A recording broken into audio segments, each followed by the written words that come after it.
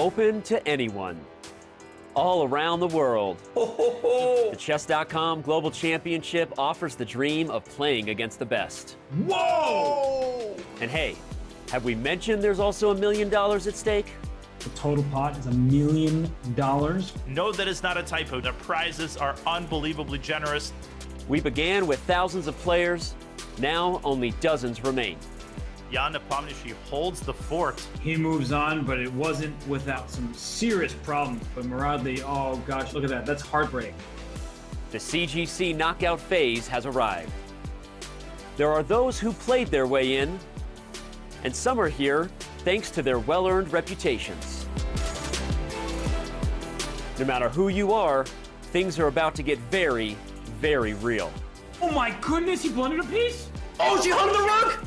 A trip to the CGC finals and a clean shot at the largest first place prize of the year. My friends, it's the CGC round of 64. Who will take the next step to Toronto?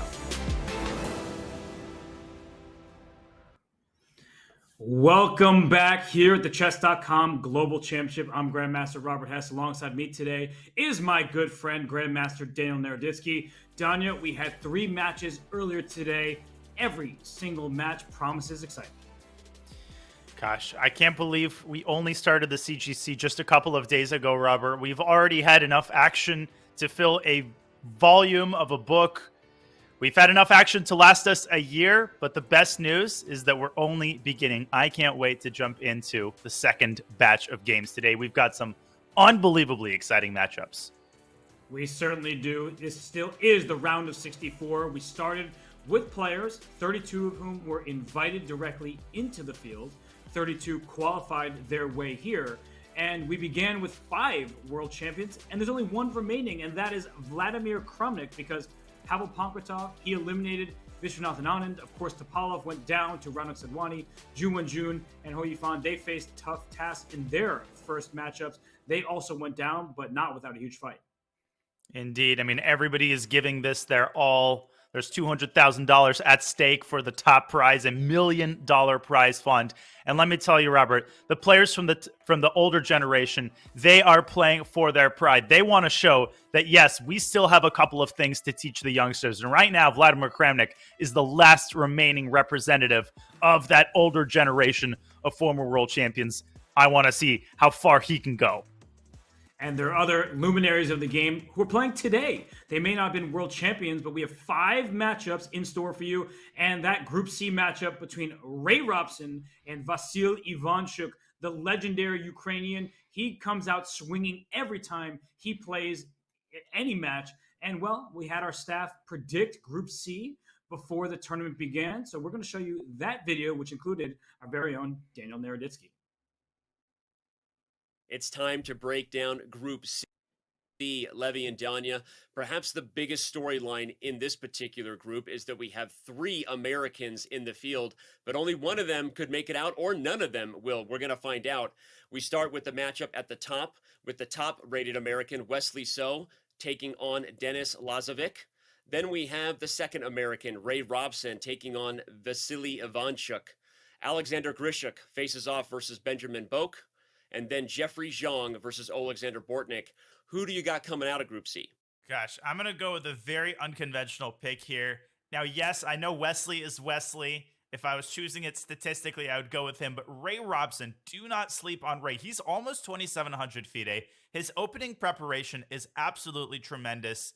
And he's just a nightmare pairing for absolutely everybody. So if Ray can get through Vasily Ivanchuk in the first round, I think that he's going to make a serious bid to winning the entire group and shocking the entire chess world. I am shocked by that, but before I give my thoughts, got to go to Levy and get his.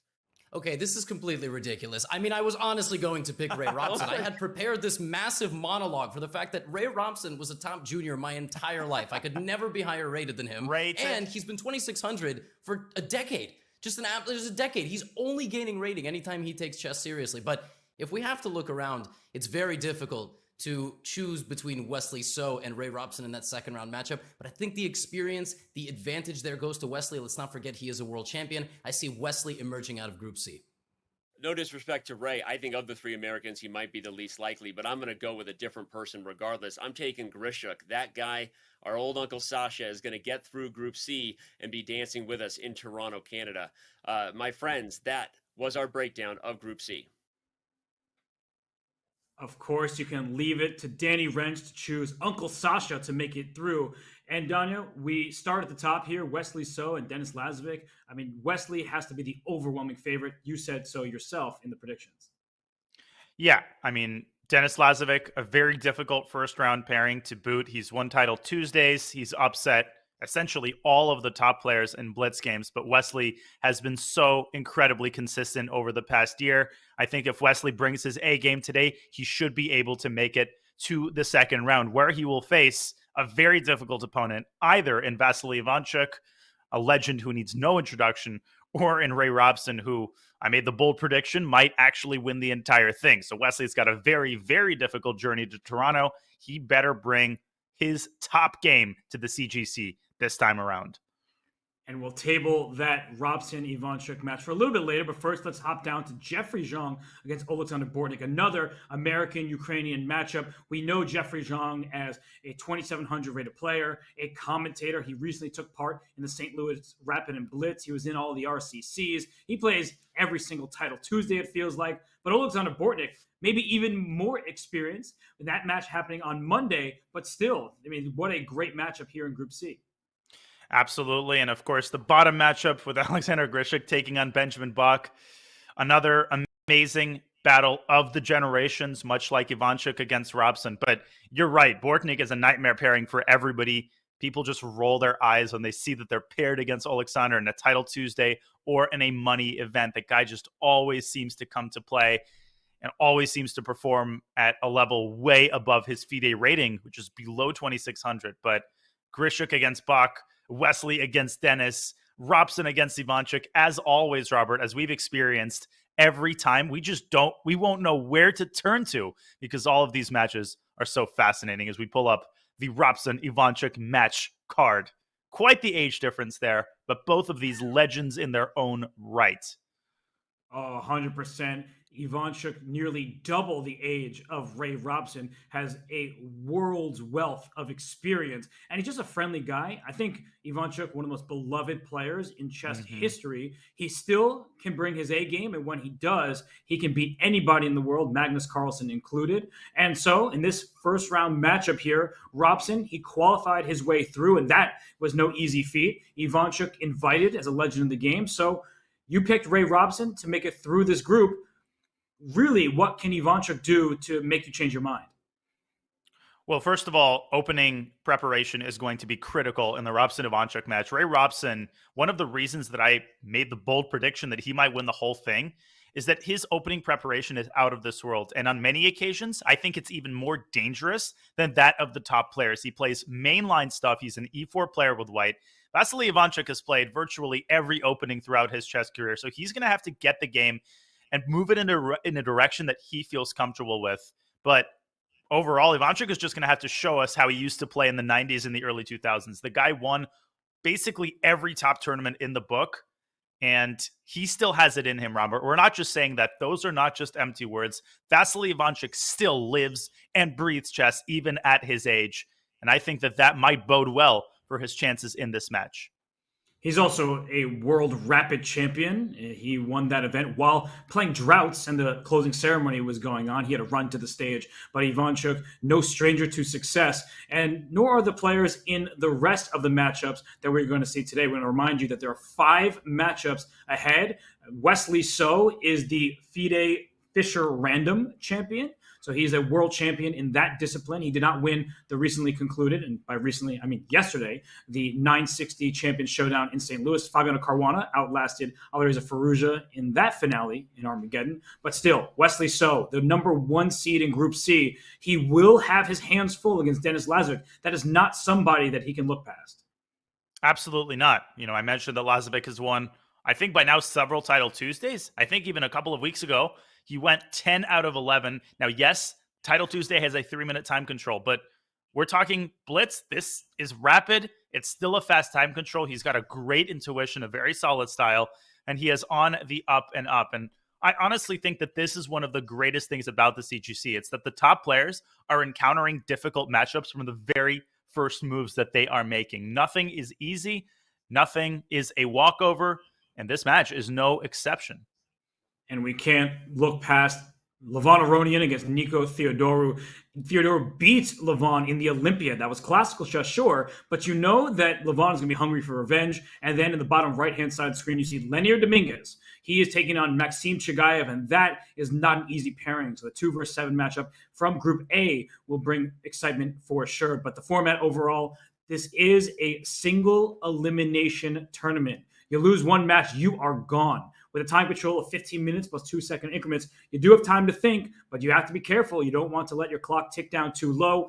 In a 4-game match, you could lose game 1, still bounce back. We saw Ding Liren do just that against Min Lei. And finally, if it is 2-2, we get Armageddon with a player's bid. And Danya, we don't think that any more players will bid 7 minutes versus 15 like Vishwanathan Anand did.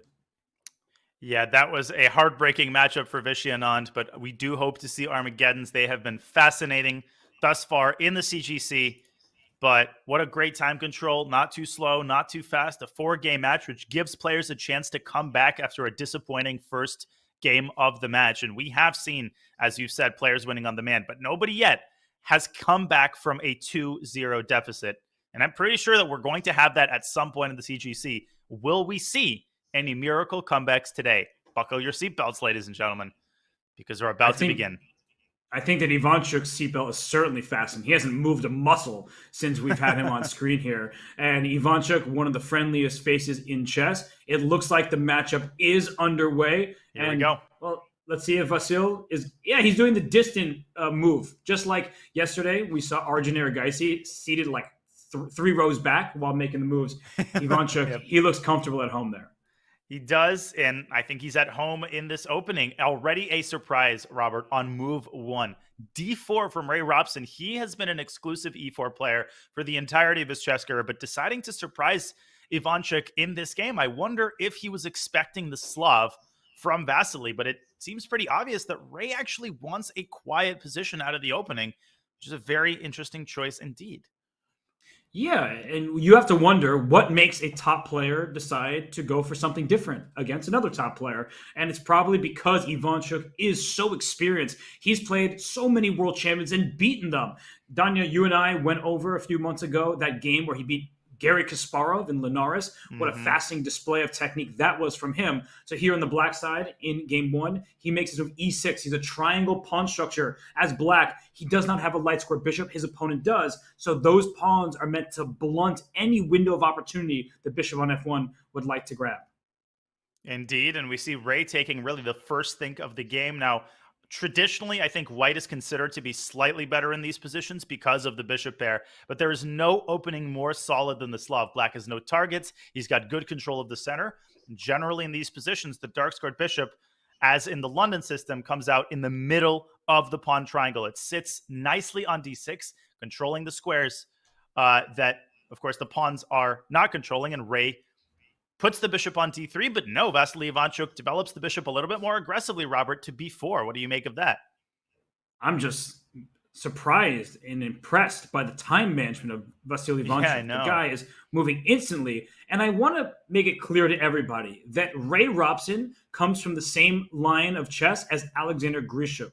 They are gluttons for time punishment. They want to have a minute on the clock. And in fact, they often even play better than they would with minutes on the clock. So it's not something you see every day. A lot of the top players, especially in rapid chess, play very quickly out of the gates. But for Ray Robson, do not be surprised if he's down 5 minutes on the clock every single game. Yeah, we had a classical game in the U.S. Championship a couple of years ago where Ray had 1 second on the clock. He had not begun making his move. And not only did he manage to execute the move in time, but he actually ended up winning the game. It was one of the most heartbreaking games of my career. But it really symbolizes the kind of composure that Ray demonstrates in unbelievable time pressure situations. And here he's already spent 2 minutes. He continues to bring his pieces out of the gates. Rook to d1. Yeah, rook d1. I mean, Danya, it's like a close position. So when are we going to see the first capture? Maybe. I mean, I don't think it's going to come from white. I don't think white's allowing c takes d5, e takes d5, increasing black's control over e4. I think if we're going to see the first capture in the next couple of moves, it might be black taking on c4 and following it up with a move e5. But I'm going to predict 2 moves from now. Actually, e5 is a very big threat because even without taking on c4, you might threaten e5 to e4 afterwards with a fork of queen and bishop. So I appreciate what you're saying there. I see that. Black has a lot of opportunity. Ray's going to think. So maybe we should hop on over to the other game between Grischuk and Bok. Let's do that. And we have Alexander Grischuk with the white pieces in game 1. And this smacks of an English opening. We got there through a King's Indian attack move order. Grischuk fianchettoing his kingside bishop. Benjamin responding with an ambitious setup, putting his pawns in the center and fianchettoing his own bishop. So kind of a Grunfeld Englishy type of opening. This is still well within theoretical boundaries, Robert. I don't know too much about these positions. What I do know is that Grischuk's last move, bishop e3, has put the b2 pawn on pre, but capturing it seems brazen indeed. Yes, and I'm looking at Bok with a fresh haircut, but I don't think he wants to take that pawn because rook b1 would be the follow-up. A2 is loose, but you're not taking that pawn because your bishop will get pinned and you'll lose a piece, of course. So instead, the bishop has to drop back. But then white gets active very quickly with moves like queen a4, knight d4 to follow up. The c5 pawn is loose, and it's going to be very difficult to protect that pawn on c5. When the f1 rook slides to c1, you don't have b6 available because the opening of the g2 bishop to the a8 rook is going to be a problem. So all these things seem to be an issue for black, and I'm not sure he's going to grab that pawn on b2. Yeah, I think he's probably going to move his queen back to d6, getting rid of the pin. You want to go b6, bishop b7 in these types of positions. That's the ideal development. But playing b6 here would be a horrible blunder due to knight d4. So the current position after bishop e3, as Benjamin Bok ponders his next move, complicated middle game in this game, and we will keep an eye on it. But right now, let's keep an eye on the start of the Wesley So Dennis Lazavik game, because I'm very curious to see what opening Wesley is going to play. And there's the answer, Robert. An Italian, which has been Wesley's go-to weapon for the last couple of years. Yeah, no surprises there, especially in game 1 when you're just feeling your opponent out. And Wesley has played many chess events in recent weeks and months, right? The Olympiad, in St. Louis, the Rapid Blitz, and the St. Phil Cup. It's like nonstop for him. So he plays this slow setup. Black is castled. And one of the big questions often is who is going to strike in the center? Is white going to be able to play c3 and maybe b4 or d4, or is black going to thrust that pawn forward with d5, which is very risky because the e5 pawn becomes a target? Yeah, I would say that up until 5 years ago, d5 was all the rage. People were trying out various systems related to d7, d5. Nowadays, I think almost everybody puts their pawn on d6, getting a close center position. And that doesn't mean black never plays d5. At some point later down the line, d5 becomes a possibility. But for now, we're seeing completely standard moves. This is a very traditional type of Italian. Recently, we've seen black putting the pawn on a5 in these positions, Robert. But here, Dennis Lazavik with a7, a6. Old and reliable. Rookie one from Wesley. We're going to see traditional, natural developing moves with the knight generally hopping from d2 to f1 and then toward g3. As much as I love maneuvering games, I think we have to switch on over to Levon Aronian against Nico Theodorou. That one is electric. We're only 13 moves in this game, but look at this position, Danya. White is up a pawn, but black just made the move knight g4, attacking this bishop on e3. Theodorou in his prep. I am not so certain about Levon. Theodorou with over 15 minutes on his clock. Let's rewind a couple of moves to show what happened. In their Olympiad game that you had referenced earlier, Robert, they had a King's Indian. Theodorou playing a King's Indian right in Levon's wheelhouse and crushing him. It was an incredible tactical game. And I think Levon reprising the same line that he played against Theodorou in the Olympiad, or maybe it was slightly different, but this bishop e2, bishop e3 variation has been all of the rage the last couple of years, and Theodorou adopting kind of a Benoni setup with c5 and e6, something Levon might not have expected because generally King's Indian players rely on the e7, e5 pawn break rather than on the c5 pawn break. But here, Theodorou with the Benoni setup and striking at the queenside with b5, adding some Tabasco sauce to the position. Levon counter-striking in the center, and Robert, this is where things already get crazy, and it's only move 10.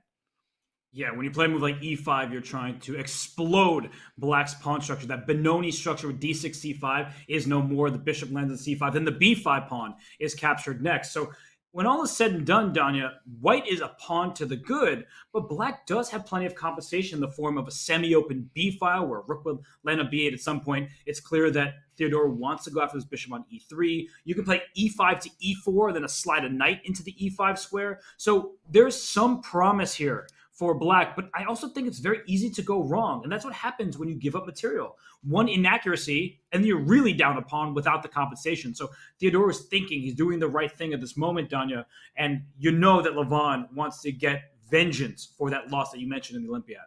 He does. And Levon's style is perfectly suited for rapid. He's a very intuitive player. He rarely gets it in time pressure. But for that matter, so does Theodorou. Both of these players generally tend to trust their intuition. You mentioned compensation for the pawn. The other main source of black's compensation is the bishop pair. And whatever Theodorou does, he wants to try to make sure that both of his bishops are firing on all cylinders. And that's easier said than done. The tempting move here is to play e5, e4. But if you play this move prematurely, let's assume that white castles and you play e4. The knight hops into d4, and now you've got a massive problem with the knight unstoppably coming to c6. Levon does indeed castle. Let's keep an eye on how Theodorou tries to unfold this compensation and unravel the remainder of his undeveloped pieces. Yeah, there is something to note. The pawn on b2 is loose right now, and a6 was just played. So if you follow up with bishop c6 and rook takes b2, which is actually the likely sequence here, it's not like all of a sudden black is just equalized because the material is equal. The bishop on c6 is a powerhouse. That knight on c3 can go to a4 and then into c5. The open b file, where you just stole that pawn, can be helpful for white because black is not fully developed. There's a pin on the knight on d7. So even though black has the bishop pair and then equal material, you think that should be good, but white has the more active pieces. And not to mention knight e4 to d6. There's a passed d5 pawn that's protected and anchored in there. So I think that Theodorou needs to be very careful in the next few moves. Yeah, he most certainly does. And he didn't take on b2 immediately, but ultimately he does. And a very important moment here for Levon. You mentioned two ideas, knight a4, knight c5, as well as knight e4, knight d6. To me, going through the center seems a little bit more natural. I like the look of knight e4, but of course, then you have to reckon with the possibility of f5. But if black is not careful, his position could implode within a couple of moves. In fact, I think after knight e4, f5 is highly inadvisable due to knight d6. And black's position looks like it's already about to collapse. Knight e4 is on the board. And this is a scary Levon Aronian to face because when he's moving quickly and confidently, we know that he was the number 2 rated player in the world, above 2,800, well above 2,800. I think 2,835 was his peak. And in recent years, he has lost some rating. He hasn't always been the Levon Aronian of years past. But when he is feeling it, he's really feeling it. If rook f8 is your best move, well, it's clear that white should be the side with the better chances. I think rook f8 is a good move, though. Theodorou accepting that he needs to adopt a defensive posture here. The point of rook f8 is to take the sting out of the move knight d6. This move now does not come with tempo, which gives black another tempo to coordinate his pieces and get this cancer out of his position, maybe with a move like queen e7. But Robert, this position kind of smells to me. I feel like even after, let's say, queen e7, white could maybe trade the knight for the bishop, loosening the d7 knight, maybe bring a rook into the game, and eventually that d5 pawn could be set in motion. And if it hits d6, black's position is going to be potentially quite dire. And Levon, in the starting position, he went rook f to b1 with talking about how stealing a pawn opens a file.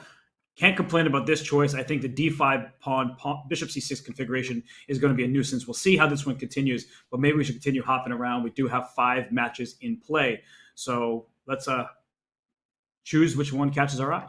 Okay, well, I will say that Lenier Dominguez has started his game against Maxime Chigaev. I think we should hold off on visiting that game. We just have a sort of a typical Ruy Lopez endgame. We'll update you on the game when it gets a little bit spicier. But for the time being, how about we quickly switch back to our marquee matchup between Ray Robson and Vasily Ivanchuk? Because you asked me a question when I think the first capture is. I think you asked me that question after rook e8. I forget what I said. I think I said 2 moves. Guess what? Bishop f1, queen e7, bishop d2, and dc. You are the prophet for a reason. Patting myself on the back shamelessly, Robert. Shameless. I'm not even hiding what I'm doing. You should, because you were correct. Ivanchuk correctly took on c4 and then played e5. And this is a position that, look, to my eyes, looks very pleasant for black. Now, in the long run, the bishop that was blockaded by all those light square pawns now has a target on f7. So if black doesn't obtain equality fully and make sure to neutralize that bishop, it could be a long-term issue. That said, I like the center for black. The rook on e8, queen on e7, pawn e5. I don't think you should push that pawn to e4. That would be tempting for a lot of people to attack a queen. But then you see after the move e4 is played, white just slides the queen away, and I think that you can move it. Oh, actually, maybe is there... It's a tactic. I think knight takes c4 works. I blundered it. I thought you just slide the queen back and just have a nice position because there's no tension. But knight e4, you're right. Your tactical eye is there, Danya. Yeah, knight takes c4. And I think your point is well taken. Even if you move your queen positionally, locking up the center doesn't make sense. Unties white's hands for more direct attack on the f7 pawn. But after knight e4, if you take the bishop and white takes back with the knight, it's all easy. And after knight takes c4, you might say, oh, the bishop's defended, but the queen is overextended. After bishop b4, queen takes b4, white picks up the pawn on f7 and then picks up the knight. The queen easily gets out and white retains a big material advantage. And so Vasily Ivanchuk, on the basis of that and other considerations, Robert, decides to keep the tension by bringing another piece into the game. And we have here kind of a cat and mouse game where both sides try to preserve the tension and prepare for the eventual opening up of the center, because eventually either black's going to take on d4 or white's going to take on e5 or white's going to play d5. Somebody is going to flinch, and you want to be the side that is better prepared when the center ultimately opens up. You don't want to dilly-dally so that when the center opens, you're basically caught with your pants down. Right. So don't be surprised if some more waiting moves like h6, improving moves, giving the king luft in case there's a back rank issue. Moves like that are what are usually played in this position, and you don't take, as Donnie was just saying, until you're completely ready. I mean, e takes d4 is not out of the question, but the problem playing e takes d4 is you open up the e file for white's rook, and a rook wins a showdown with the queen on an open file, and the bishop on d2 is a much happier piece with a trade on d4. So that's why Ivanchuk is refraining from that capture, even though it hands his opponent an IQP, an I-said queen pawn. So this one, I think, we'll see more shuffling for the time being. Danya, the Grischuk game against Benjamin Bok, that one has changed quite a lot, and we're deep in down variations where the black king doesn't look entirely safe to my eyes. It is not. And in previous CGC games, we have seen this theme of a pawn landing on h6. I think in Dmitry Andreikin's first round matchup against what? Who? Help me out here. You can do it. Wait, it's on the tip of my tongue. Dmitry Andreikin faced first letter of his last name. First letter of his last name. H. Hakobian, Aram Hakobian. There you go. Yeah, that only limited it to like 75. But yeah, we saw he this... could have beaten me. Hess, that's right. We saw this in Hakobian's matchup against Dmitry Andreikin, where Dmitry put this pawn on h6. And a lot of people, when they see this pawn, they think, but the black bishop is protecting g7. But the important thing here is focusing on the long run. This is not a sustainable defensive construction. Eventually, black's bishop is going to have a job. It's going to have to do something. And you want to avoid a situation where there is a checkmating square that is permanently under white's control. And the h6 pawn is perfectly safe because it is essentially permanently protected by the white bishop. There is no doubt in my mind that white has a serious advantage here. What Benjamin Bok has to try to do is get active in the center and on the queen side. He has to try to optimize his rooks, bring the other rook to c8, and maybe distract white by attacking d4 and putting pressure on white's other pieces. That's right, because at some point, Grischuk is thinking about the move d4 to d5. Thinking about rook d1, d5, get his rooks on the opening file, I should say. Then the f7 pawn is tender. So it's not just the dark squares there. That f7 pawn with the queen on b3 lined up against it, that could be a long-term problem. But this configuration of queen a6, rook b5, pawn on e2, very awkward. So the e2 pawn is loose in many different variations. So I think that Grischuk has to time things perfectly. Otherwise, he might just drop a pawn that he will not be happy to lose. Yeah, and I've been flirting, as you were talking, with some ridiculous variations. If we pull up an analysis board, I'm going to derail the entire commentary shamelessly to show one of these variations. I was thinking about rook e5 with the idea of meeting queen takes e2. Oh, and I just realized there's bishop g5. So maybe rook e5 isn't such a dumb idea. My initial thought was a sacrifice on e6, trying to exploit the weakness of those dark squares after takes, king h8. Now, you would love to give a discover check with the bishop, so I think the move d5 is pretty strong here, threatening bishop d4. But of course, the computer laughs at me, as it always does when you try to sacrifice a piece. But I think you get the point. These ideas might become quite a bit stronger if white brings this rook into the game with a move like rook d1, as you said. And it's what we always say, that even if it doesn't work in this position, you have to be very wary of that black king side, because a rook takes e6 tactic may hit you when you're not looking for it, and they may collapse your entire defensive structure. So Grischuk here, he's in the think tank. They're about even on the clock. That's good news for Grischuk, because he's usually the one down several minutes, but we'll leave him with the task of where to put his rooks, how to continue with the initiative. We will indeed, and I can bet you a silver dollar that we are going to see a time scramble in this game. Benjamin Bok, of course, not shy about taking his time as well. In the meantime, the Aronian Theodorou game continues to heat up. Could we jump to that game, or is something else catching your eye? Let's do it. Levon still up a pawn, but Theodorou has managed to activate all of his pieces, and Levon's rook is currently hanging, the a-pawn is hanging, and the king is weak. Robert, unless I'm misevaluating this looks positive for Theodorou. It kind of looks like a study where someone just gives you a position, it's like, evaluate this. And I'm like, I have no idea. Right? I even see the eval bar next to it about hovering around zeros, and I'm like, why? I don't get it. Isn't white up a pawn with this bishop on c6, pawn on d5? That looks really nice.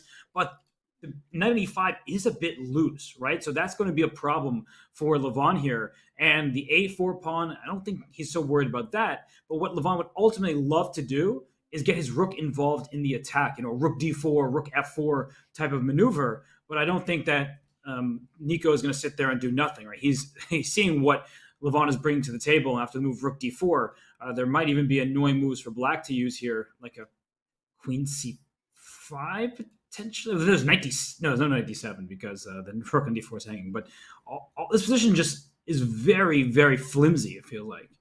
Yeah, it almost seems like both players, but especially white, is kind of stuck in molasses. If you play queen c5, you want to lift the rook up to f4, but of course the point of queen c5 is that now the queens get traded and you drop the knight on e5. So high probability of a blunder, and even top players often aren't able to avoid blundering in a position where all of their pieces are loose like this. Levon, in the meantime, has decided to shift his rook to c1, attacking the bishop on c2. And Robert, this bishop doesn't have any escape scores. If you take on a4 right now, I think you might be opening up the king to some unexpected tactics, such as knight takes f7. After king takes f7, white drops the bishop back, opening up the c file, and black's king gets checkmated after queen takes a4, rook c7 check. So plenty of ideas like that. What does Theodorou do after rook c1? Wow, that's actually a beautiful line. And I was about to say knight takes f7 ideas should be considered, but that makes it work directly. So if he can't bring his bishop to take that pawn a4, and his bishop has no more squares, that means he must defend his bishop tactically. So that leaves me with queen b4. Oh, he blunders. But I was about to say queen b4 was a way to defend that bishop, because the knight on e5 would be captured if the rook took the bishop on c2. Beautiful. And after bishop b5, queen e5, you fork the rook and the king with queen b1. These are the kinds of ideas that you have to see on demand in positions like this. Will Aronian spot knight takes f7? You can see the eval bar shooting up furiously. Knight takes f7 wins on the spot, and Levon plays it on the spot. No hesitation, Robert. This guy's a beast. This is exactly what you do not want if you're Theodorou. Obviously, you never want to lose. But the worst thing that can happen in a match against somebody who's much higher rated than you are is to give them that confidence that they're just going to bully you. And then you start being demoralized. You start questioning if you even have a chance. And knight takes f7 is the kind of punch that is just a knockout blow completely. And you see Theodorou's face, head in hand. He knows that this game is done. And he will be upset to start the match in the way that he has. I know he's taking this very seriously. He was texting me yesterday. He told me that he changed his internet service provider, made sure that his internet was up to par in preparation for this match. So he was hoping for a reprisal of the result from the Olympiad. That is not going to happen. The evaluation is +10, and that is not an exaggeration, Robert. The king is toast. The first set goes to Aronian. It certainly is going to, because as you were the first to indicate, queen takes a4 is too slow. And the points queen e6 check is coming, or in this variation, actually, queen h6 is going to lead to mate. So even better. I thought queen e6 and rook c7, but your move order is much better. I think either one works. And the point is that rook d7 does cover the check, but walks into a deadly fork. White recaptures the rook, and white's king is easily evades the only check that black has on d1. Let's see how this game ends. King g7, desperate try by Theodorou, but something like g5, Robert, I think, continues to expose this king and sets up queen e7. I can't even finish the sentence before the move is played. And that's the most depressing part, is Levon is finding all of the best moves instantly. He is not giving Nico a shred of hope. And on one hand, it doesn't prolong the suffering. On the other, it's like, okay, is this guy going to be in this kind of form every single game we play? Because if so, if this is the Levon Aronian we're going to see, this guy might not just win this match. He might win the entire global championship. Yeah, I mean, you see the murmurings that, are the top players overrated? They're just making draws with each other. Then you see somebody like Aronian play a game like this. Then you're like, nah, they're not overrated. There's a reason that these guys are playing each other in St. Louis. They're beasts. Yes, and I do firmly believe that the rating system is a bit antiquated, because we know the Arjun Aragaisis of the world are probably stronger than people who have higher ratings, but the rating system is based on past performance. But as you just stated, there's a reason why Levon Aronian is invited to every single tournament, because you want him in the field, not just for his fashion choices, his cat t-shirts, his flair for the dramatic, but look at this position. He just crushes people over the board. He did that to Maxime Vachier-Lagrave in the Sinquefield Cup. He's had a rough string of events, and maybe this is just the tournament he needs to rebound and recover some of those lost rating points. Exactly. Well said, and Theodorou gives up his bishop. Last-ditch hope. Whoa.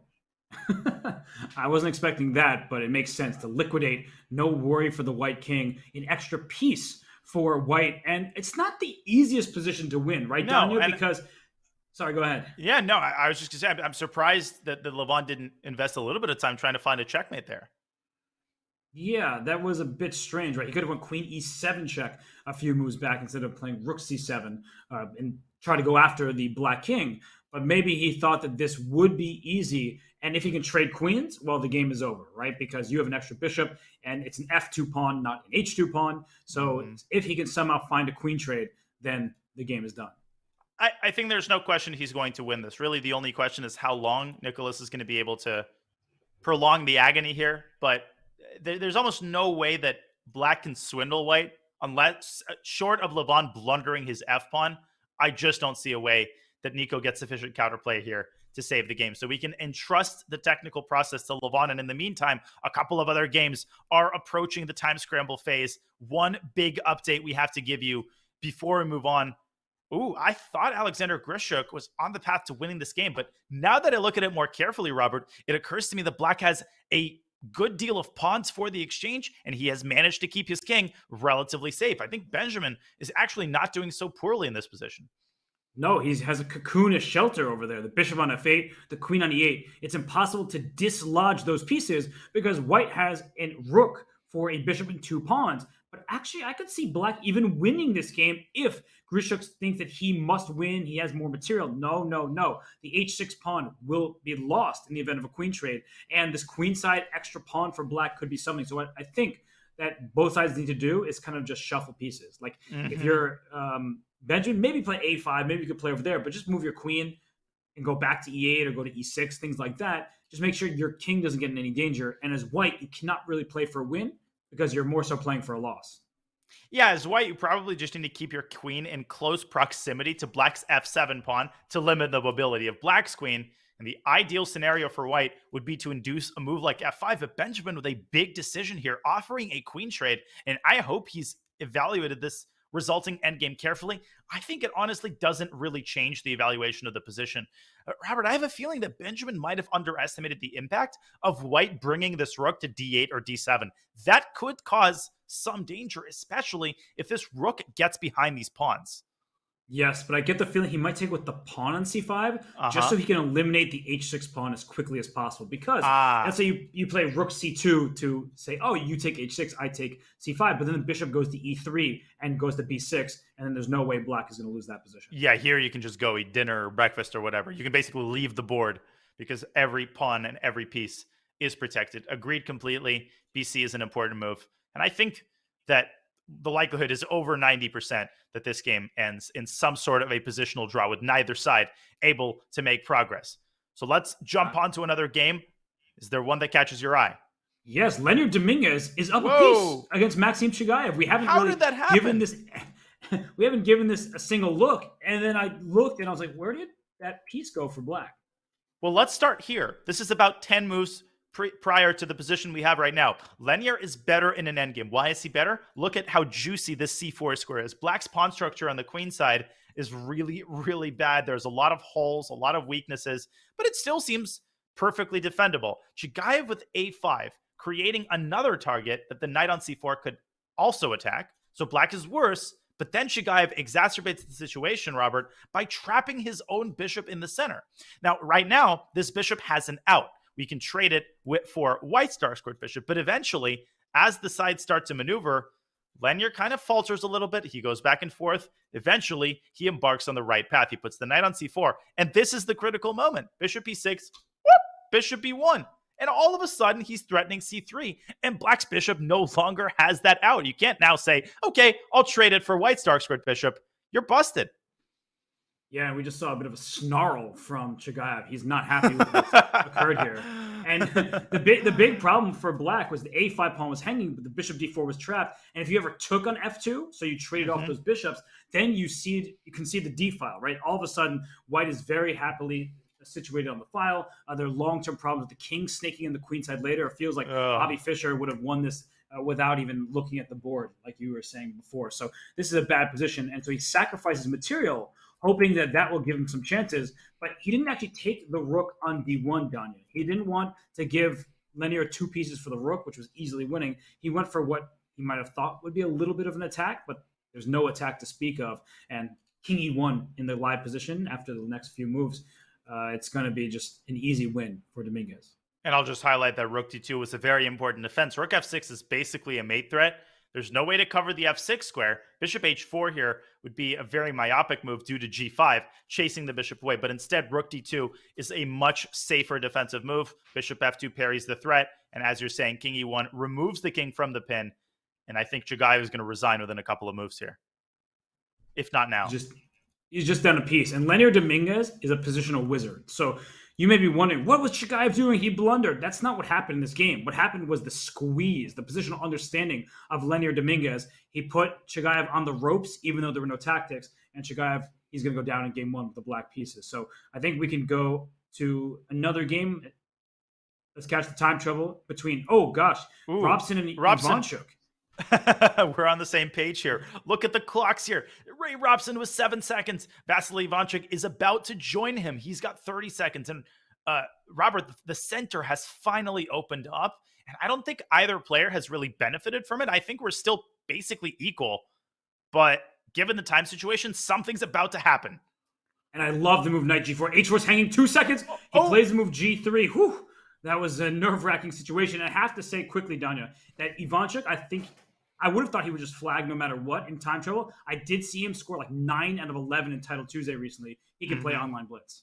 Yeah, and I think he's fully aware of the clock here. There's a 2-second increment. Don't forget that. I think queen f6 right now would be a good way to threaten a fork on f3, but instead Ivanchuk trades his knight for the bishop. Now the material is completely balanced. The position remains equal, but Ivanchuk seizes the only open file. Yeah, I like black here. I would play c5, b6, make sure the knight doesn't get to d4. But if there's rook d7, a safe move. Trades are happening here. It feels like it should be equal, but I'm worried about Ivanchuk's clock. Yeah, I'm worried that in the long run, in the context of 15 moves, I feel like Ivanchuk might be the first to blunder. But for now, he's staying solid. This rook on d7, so importantly placed as it covers both b7 and f7.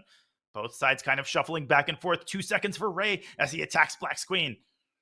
Queen f6, just stepping back, king g7, make a quick move, and Ivanchuk has gained a little bit of time. Watch out for queen c5, queen f8 check. That's the one thing you need to avoid. If Ivanchuk, 2 seconds, he barely got that move off. Will Ray keep the rooks on the board? Oh my gosh, they're getting down to 1 second where they make moves. It's giving me heart palpitations. The queen is attacked. The queen moves. So far, neither side blundering, but a blunder could happen at any moment. Still shuffling their pieces around. I think Ray's the one playing for a win here. Ray wants to exploit Vasily's time pressure, but if the rooks get traded, Robert, you can basically sign the peace accord. Yeah, and it's one of those. Oh, watch out! Be careful. King Queen C3. King H7. Queen play C3, F6. F6. You have to play F6. But that's a major weakness. Queen C4. Oh, making inroads. Queen D5 after Queen C4 is available. You're right. Black has to use his queen now to block the queen's 1 access. second. 1 second, he's gonna fly! Oh my gosh, he got a .1! He got that off with .1. Oh, now Ray is .1. Oh my gosh, these two are just scaring us left and right. And D4, what a move by Ivanchuk. They are tempting the time gods.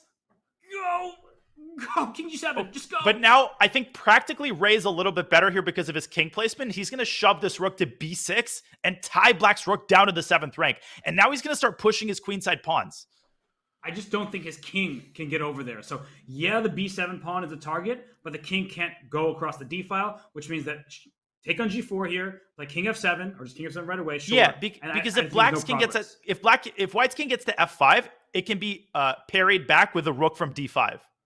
That's right. And Ivanchuk doing exactly what he's... Wow, 2.1 seconds when Ray made that move. He wants B5 next, most likely. Rook E7, cutting... Or H5. King G7 here. Or even G5. 3 seconds for Ray. Oh my god, G5, King F5 is mate, but Ivanchuk... No, 1 second! Go! Oh my gosh, 0.4 seconds when he made that move. Ray! Oh my god, Ray moving! 0.3! Oh! Ivanchuk to 0.3. Holy smokes! I don't like watching this. Oh my gosh, it feels like a roller coaster I signed up for, but hate going on. Ray's making progress though. His king's on D5. Ivanchuk's panicking. He flags. He flagged. Oh my gosh, I hated every second of that, and Ivanchuk hated even more. Oh my lands. Vasily flags. What a heartbreaker, but what persistence from Mr. Robson. He just kept his foot on the gas pedal, and eventually Ivanchuk fails to deal with the complexity of the position. We have one more game still going though, Robert. This one might also enter a time scramble at some point. Okay, well, Aronian won, as did Ray Robson and Dominguez.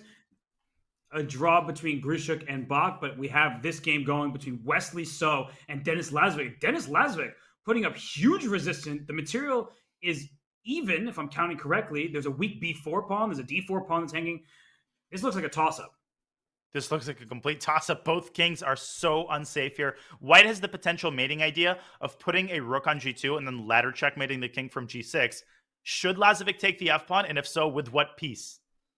Oh, gosh. It looks worrisome no matter what you take. There's rook F8. He's queen F7 after rook to G2 if you're going for checkmate. Oh, knight takes F4 actually for rook G2. It's a huge blunder. Because that forks the queen and the rook, and it protects the G6 square. Wesley chomps on the pawn on D4. And now I think Denis is going to take on F4 with his queen. I was blundered White's queen. I was like, is there queen E7 check? But there's a knight on D5. Well, there is queen D7 check. But there's also a mate threat on F1. Right. So actually, what is the response to queen takes I don't understand F4? His hesitation. There's rook G2. There's rook G2. After queen Oh my F4. god. And queen G1, queen F1, rook G1. Yeah, that was actually really intense. And now queen D6 trade. That's a pass pawn. It can be attacked with rook D8, but knight takes F5. Chomp, 4 chomp. seconds. But I trust Denis Lazavik in time trouble in a way I did not trust Vasily Ivanchuk. Yeah, after knight F5, king G6, if Black wins the D6 pawn, the position becomes very easy to play, and White runs the risk of being seriously worse, Robert. This B4 pawn, don't sleep on it. It's a major weakness. It's immobilized by Black's pawns, and it can be picked up from a knight by a knight from D3. And all of a sudden, it looked like there's a king. White's Here worse. it comes. Don't go White king is F6. much worse. So maybe... Is that king going up to G4 and F3? Like, is he going to go checkmate the white king? Like rook C5, king G4. Keep going. But then the king knight F3. can drop back to F5, maybe? Oh, good point. There is knight D5 just to cut that rook off, but it's getting complicated all of a sudden. There's also knight takes D3, and then I can take on H6 with check. Right. I think Wesley's going rook C5 here. That's a big move. I just don't think you can afford to give up the D6 pawn on Black's terms. No, you definitely can. D3 is still hanging. Knight takes D3 possible here. I don't know what the repercussions are. But now you take on H6 with check. And I think now you go around to F7 and you win B7. Wow, that's actually a huge issue. So right at rook f5 check and then knight f7 is what you're saying, and just protect everything? Oh, maybe knight f7. I thought at first rook f7, but I think if you can preserve the d6 pawn, you're basically winning with white. And you have this h2 pawn. Let's not forget about that one, because in these endgames, that pawn might just be a runner. Not only that, it basically means any pawn endgame is going to be winning for white because black's pawn majority is useless as long as this pawn remains on b4. Although it looks like the eval bar is hovering around even there. And you see Denis Lazavik, I mean, he is really just head into the screen. Wesley So trying to cause some problems for him. Knight f2, 94, there's rook f3. There's rook f3 check, and it wins the rook on d7. Rook f3 is nuts. Oh, it's winning. Rook f3, it's over. Yeah, because king e4, you can just start pushing that h-pawn. Although there is knight e3 check, and that rook on f3 is unsafe. Yeah, that is true. Knight e3 check. King. Where's the king go? Because king d2 is knight f5. No, but king f2. But knight f5 still. Oh, my lands. The knight is hanging. You got to move it back. But then d6 is a sitting duck. And here comes Wesley's h-pawn. No, you can't grab d6 with anything right now, I don't think. h6. No, h6. Oh, knight trade. And then rook h3. This should be winning for white. I think it's winning. King to the queen side. You use this pawn as a decoy. That's right. And now, but it's not king totally d2? Over. King c3, maybe? King e3. So where's the black king going? King d3 now. That's but how is the white king going to Wait, he went the wrong way. No, he went the wrong way. He had to king go b5 D3. and c5? Yes, he had to go king d3 there. What is Wesley doing? Where is he going? He's going nowhere. Just c5 now.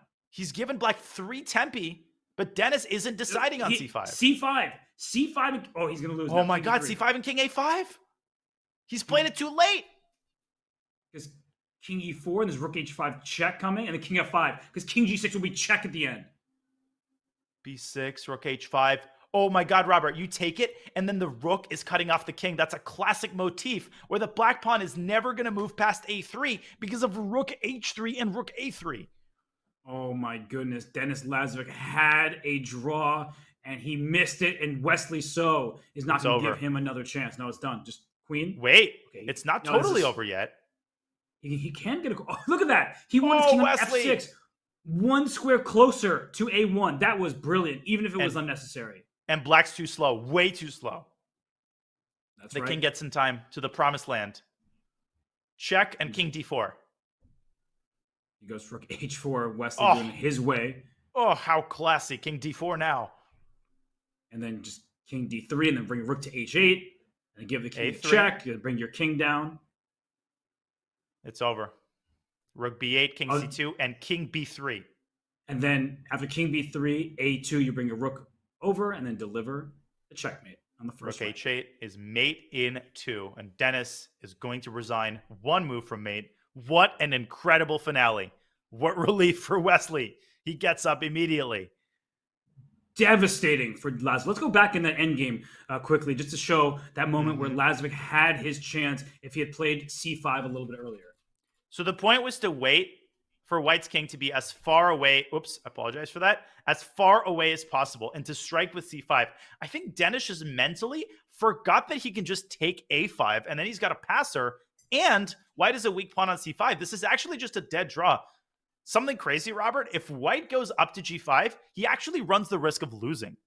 For sure, because black will give this rook up for the pawn. There'll be a 2-on-none, and the rook will have to chase him down. So Denis, he saw the right idea, but he saw it too late, or he played it too late, and that gave Wesley So the win. Now, Wesley was kind of outplaying him in the endgame, so a win for Wesley is not the most unfair result, but it's really unfortunate for Denis. And in the other games, Danya, it felt like we had matchups that were tense, but the results made perfect sense. I mean, Robson, he didn't really beat Ivanchuk over the board. That game was even throughout, but Robson was able to win in time trouble. Aronian, he was able to win his game. That was just a demolition when Theodorou overlooked the tactic on f7. From start to finish, it felt like Dominguez was more comfortable than Chigaev. And then last but certainly not least, in our matchup between Grischuk and Bok, Benjamin Bok held that draw. That was good defense by him to withstand the pressure that Grischuk was putting on him. Yeah, it was great defense by Bok, and Vasily Ivanchuk can take solace in the fact that he acquitted himself excellently in time pressure. He just needs to be a smidge faster, a smidge more confident, but that match is still very much a toss-up. But the lower rateds, Theodorou, Chigaev, they are going to have to make changes to their opening preparation, to their playing style, and they're going to have to do it on the fly because these super GMs are hawks, they are sharks, and they are preying on the minnows right now. Let's see if we have any surprises in the subsequent rounds. And some of these players will need to speed up. Others will just need to find their form. And then others would like to continue theirs after a first round victory. But we are going to head towards a break. The players will return for the second game of their matches here in the round of 64 at the Chess.com Global Championship.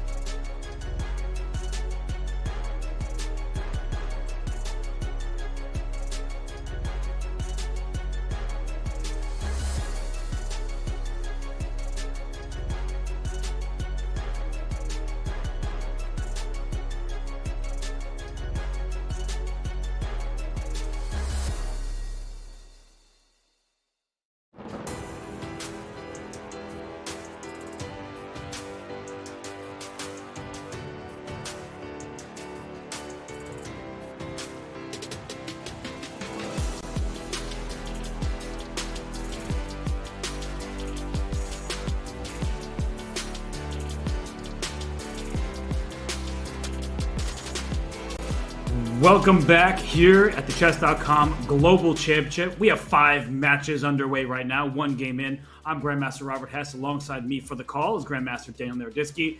Danya, some players are thrilled about the first game that just went in the books. Others, well, they need to work on their mouse speed. Yeah, we had only 1 draw. That was the game between Benjamin and Alexander Grischuk, but Vasily Ivanchuk, a disappointing finale there. He was following for step with Ray, but just at that last moment, he needed a couple more moves. Didn't have that speed. A lot of time scrambles. And I think we're going to see that again in game 2.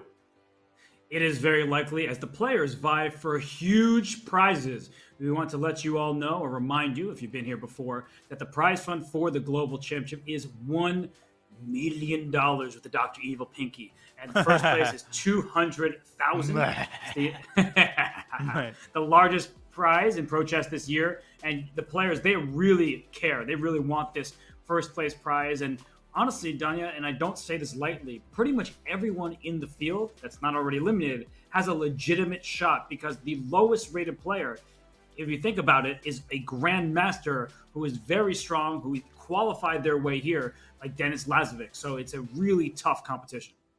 Yeah, that's really the magic of the CGC. Yes, you have favorites. You have Wesley and Hikaru and Jan Nepomniachtchi, but because of the nature of the tournament, because it's a knockout, a format that I hope will be used more on the strength of the success of this tournament, how popular it is, because there's so much on the line in every game. But one little misstep, and top players are not immune from those missteps. One little misstep, and you are eliminated from the tournament. Anybody over 2,600 has a serious shot at one of these top prizes. And the players that we are about to bring on screen, they're above 2,600. And if we remind you of the 5 matches underway, it is a great day of chess. We had 3 matches earlier. Duda won his match in style. He swept Mitrava Guha. Wang Hao defeated Peter Leko and Alexei Sarana. He was a popular upset pick. He defeated Vidit Gujarati. But right now, Leonard Dominguez with the lead. Ray Robson, his compatriot, also with a lead. Wesley So, Levon Aronian, the Americans, they swept the first game of action. 4 wins, 0 draws, 0 losses in the first game.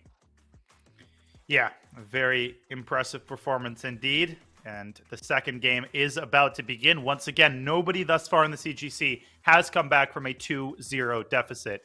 So for someone like Vasily Ivanchuk, who has the white pieces in this game against Ray, Robert, it's basically mission critical that he tries to equalize the score. Yeah, and sometimes you say there are 4 games, you don't need to win this specific one, but it just feels like when the higher rated player wins game 1, the lower rated player, the lower seeded player, has to strike back immediately. You cannot give a Levon Aronian the confidence that he needs to secure the match by not winning that second game. So Nico Theodorou, we know him as Kriari. He is a speed demon. He is a magician online. He's going to need to cook up a magic potion right now to take down this informed Levon Aronian. Yeah, he definitely needs some magic. He needs some great opening preparation. I thought his opening prep in the last game was pretty impressive. I mean, he got Levon to think first, but Levon, with that move Queen D2, immediately tossed the ball back to Nico's court. He just wasn't able to solve the ensuing problem. So Nico needs more where that came from, but he needs to follow it up with accurate play in the early middle game.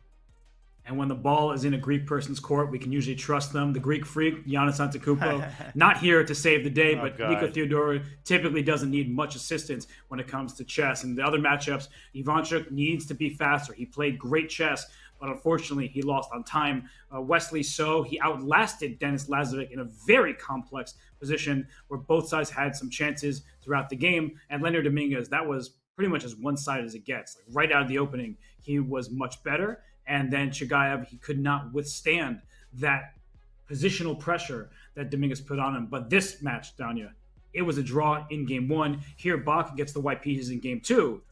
What do you expect from this one? Well, Bok got his foot in the door with a solid hold in game 1. I think if I had to predict which match was the likeliest to result in an upset, and Benjamin, I love Benjamin. He's a great player. But if he beats Alexander Grischuk, that is a major upset. I think it's this one. Benjamin, he seems to be in good form. He is confident against everybody. I think that's one of the things that makes him a scary opponent for top players. He doesn't really care who he's playing. He plays with the same solid kind of boa constrictor style. Now, Alexander Grischuk has his work cut out for him as they are entering an opening that has been in the news a lot lately. The Catalan, Jan Nepomniachtchi has played it full time recently. Everybody seems to be playing the Catalan. And we have a throwback A6, A4, bishop D7. I mean, this has been around forever. And in this position, Black actually has a number of options here because A5 is the most popular move. I played this myself. You can also just play bishop D6, and that is Grischuk's choice. He's trying to trade those bishops. And after queen C1 here, you don't really want to trade on F4 because then the white queen just jumps out into the game. So instead of move like knight B to D7, keep the tension. This has actually been a theme of the day so far, Danya. There's keeping tension rather than trading immediately. And it's a theme in the Catalan. You often get these positions where both players are vying for small gains. Nothing happens fast. In a position like this, you rarely get any major transformations. You might get a minor piece trade here or there, but rarely do we see Black making a move like E5. Rarely do we see White, breaking through with D5. The center generally remains closed, and both sides try to make incremental improvements to their position. Big question now for Benjamin: where does he want to develop the knight? Robert, I've seen people trying to go knight B2, knight C4. Obviously, the more conventional developing square is C3. So not much to say here other than the fact that, the position's complicated. I'm sure there are still games in this position, but Benjamin the first to take a long think. Yes, and I'm taking a look at his artwork in the background. It's catching my eye. Looks like he has a pleasant room display, but Bok, he's very concentrated right now, and he's the one spending time first. So I'm wondering if he's truly out of preparation. And Benjamin did just play in the Olympiad, and so that gave him ample opportunity to look at his openings for direct opponents. But considering he's thinking here, Donna, do you think it's where to move the knight on B1? Should he move the rook from F1 right now to D1 or E1? Which is the better square? Is he going to get the move E2 to E4 in if he goes rook E1, knight C3? Seems unlikely because Grischuk won't just allow that. But these little moves are of the utmost importance. Yeah, I think he probably has come across this position in his preparation, but the challenge of openings like the Catalan, and we see a similar challenge in the Italian, right? There's just so many move orders and so many similar looking positions. I'm sure you could have this same position with a Black knight on A6 rather than D7, or maybe with a bishop on E7, but the rook on C8. And each of those minor changes obviously impacts where White wants to position his pieces. And I think Benjamin is trying to figure out how Grischuk's specific setup impacts his choice of development. My inclination here would be maybe to play knight BD2. The only other thing I'd add, Robert, and I pass it off to you, is that bishop takes F4 is rarely all that scary. After G takes F4 and E3, White's pawn mass gives him nice control over a lot of these center squares. That's 100% the case because Black often equalizes in the Catalan by playing C7 to C5. And you're not getting that anytime soon with this configuration. And now you're not getting E5 in either. So I'm with you, Danya. I don't typically like taking on F4. I've been squeezed from the Black side of that position. And I haven't enjoyed it one bit. So for Benjamin right now, it's okay to spend some time. But I think that if he continues to burn clock, I have a feeling that Grischuk is going to gain even more confidence in his ability to equalize. Agreed completely. And as we've been talking, Benjamin has been thinking. He's already burned through 3 minutes of his clock. We're still in the opening phase. So he's going to have to be pretty swift once he decides where he wants to put the knight on B1 and, how he wants to position his heavy pieces. But successful opening, I think, for Alexander Grischuk overall. Yes, no, hugely successful. If he's not down 3 minutes on the clock, it's already a success. And the position itself, it is nice for him. And he has so much experience. He's played the candidates many times. He's played the Black side of the Catalan against Vladimir Krumnik and all the best Catalan players in the world. So Benjamin Bok needs to have something here. Otherwise, Grischuk is going to hold the Black pieces, I feel like. Well, speaking of So experienced, Wesley So is about to start his game, and we will monitor the opening in that game. Wesley winning game 1, but Denis Lazavik can take solace and can even take pride in the fact that Wesley won by really the narrowest of margins. So, you need to drag these top guys into a long game, into a position where, they're likely to go wrong. And I think Denis Lazavik needs to adhere to the same strategy. And he's got the white pieces here. Let's see if he can make anything out of the opening. Yeah, you're right. He can take solace and consolation in the fact that he lost essentially a bullet scramble. It wasn't the game itself that he lost. It was really in time trouble. Now, he's down 1-0 on the scoreboard in a 4-game match. So you can only be so happy about that. And here we see another cabinet. So Dennis, he's taking a page out of Bok's book. All of them taking a page out of Kramnik and their great predecessor's book. And Wesley quickly takes on c4. Now, if there's one person that I trust in openings, it's often Wesley So, because he knows what's up, and he also knows that he's one of the best at punishing people with a slight advantage, and I feel like he's great at neutralizing advantages as well. Yeah, when Wesley wants to make a draw, you can basically hang your hat on the fact that he's going to make that draw. And in contrast to Alexander Grischuk, Wesley chooses the more fashionable line, which was really introduced to most people's eyes by Hikaru Nakamura. He has been playing this exclusively in classical games. It's a pawn sacrifice variation. White is currently up a pawn, but that knight from a6 jumps into b4, and it is generally considered that Black's queenside counterplay and his overall piece activity compensates for the sacrificed pawn. And Robert, in the last couple of months, in almost all top-level games, Black has been comfortably holding his own in this position. Yeah, I feel like after c5, you're down a pawn, as you were acknowledging, the b2 pawn. But look at the control, the domination of squares that Black has. Knight on e4, bishop on d5. You control the b4 and b3 squares, the semi-open b file that you can start putting pressure on the b2 pawn with. Now, White is not really in any risk, but these top players, if they see a variation, if they learn some opening prep that just completely closes the game, is like, I will make a draw, they will choose that variation for sure. So Wesley, he knows how to shut it down. Yeah, and I've been surprised by the amount of White players who seem to barrel down head first into this variation and then don't really show a lot of dangerous preparation. I think we saw Jan Nepomniachtchi easily neutralizing Timur Radjabov. No, it was vice versa. Timur easily neutralizing Jan at the candidates tournament. Hikaru has been holding these positions very comfortably, and I think Wesley is on the path to doing the same. He's already got Denis Lazavik thinking. Now, the knight actually jumps into c5 here rather than b4, and clearly the idea is that knight b3 is a pretty devastating idea in a lot of these positions. Right. And so you can trade rooks on a8, but still doesn't take the entire sting out of knight to b3. So, yeah, queen takes a8 there, and it just seems like a position where Black has everything under control. Now, that said, White's plan isn't exactly that complicated. What if you just play knight c3 and continue to bring out your pieces to normal squares? You're up a pawn, so you have zero risk whatsoever, and you can play sort of with a free hand and try to win the game. It's just, there's nothing to target in Black's position. Knight c3 is on the board, and I think one very important idea is that knight b3 could actually be met with knight takes d5. Looks like a crazy queen sacrifice, but it really isn't a sacrifice at all. Knight takes c1 is out of the question. After knight e7, king h8, rook takes c1, not only does White have 3 pieces and a pawn for the queen, but look at how those pieces are placed. Look at that pin on the e4 knight. White threatens knight g5, knight e5. Black's position falls apart here, and that is reflected in the overwhelming computer evaluation. What that means is that knight takes d5 will have to be met with queen takes d5. And Robert, I'm kind of taking back some of the dismissiveness with which I approached White's position.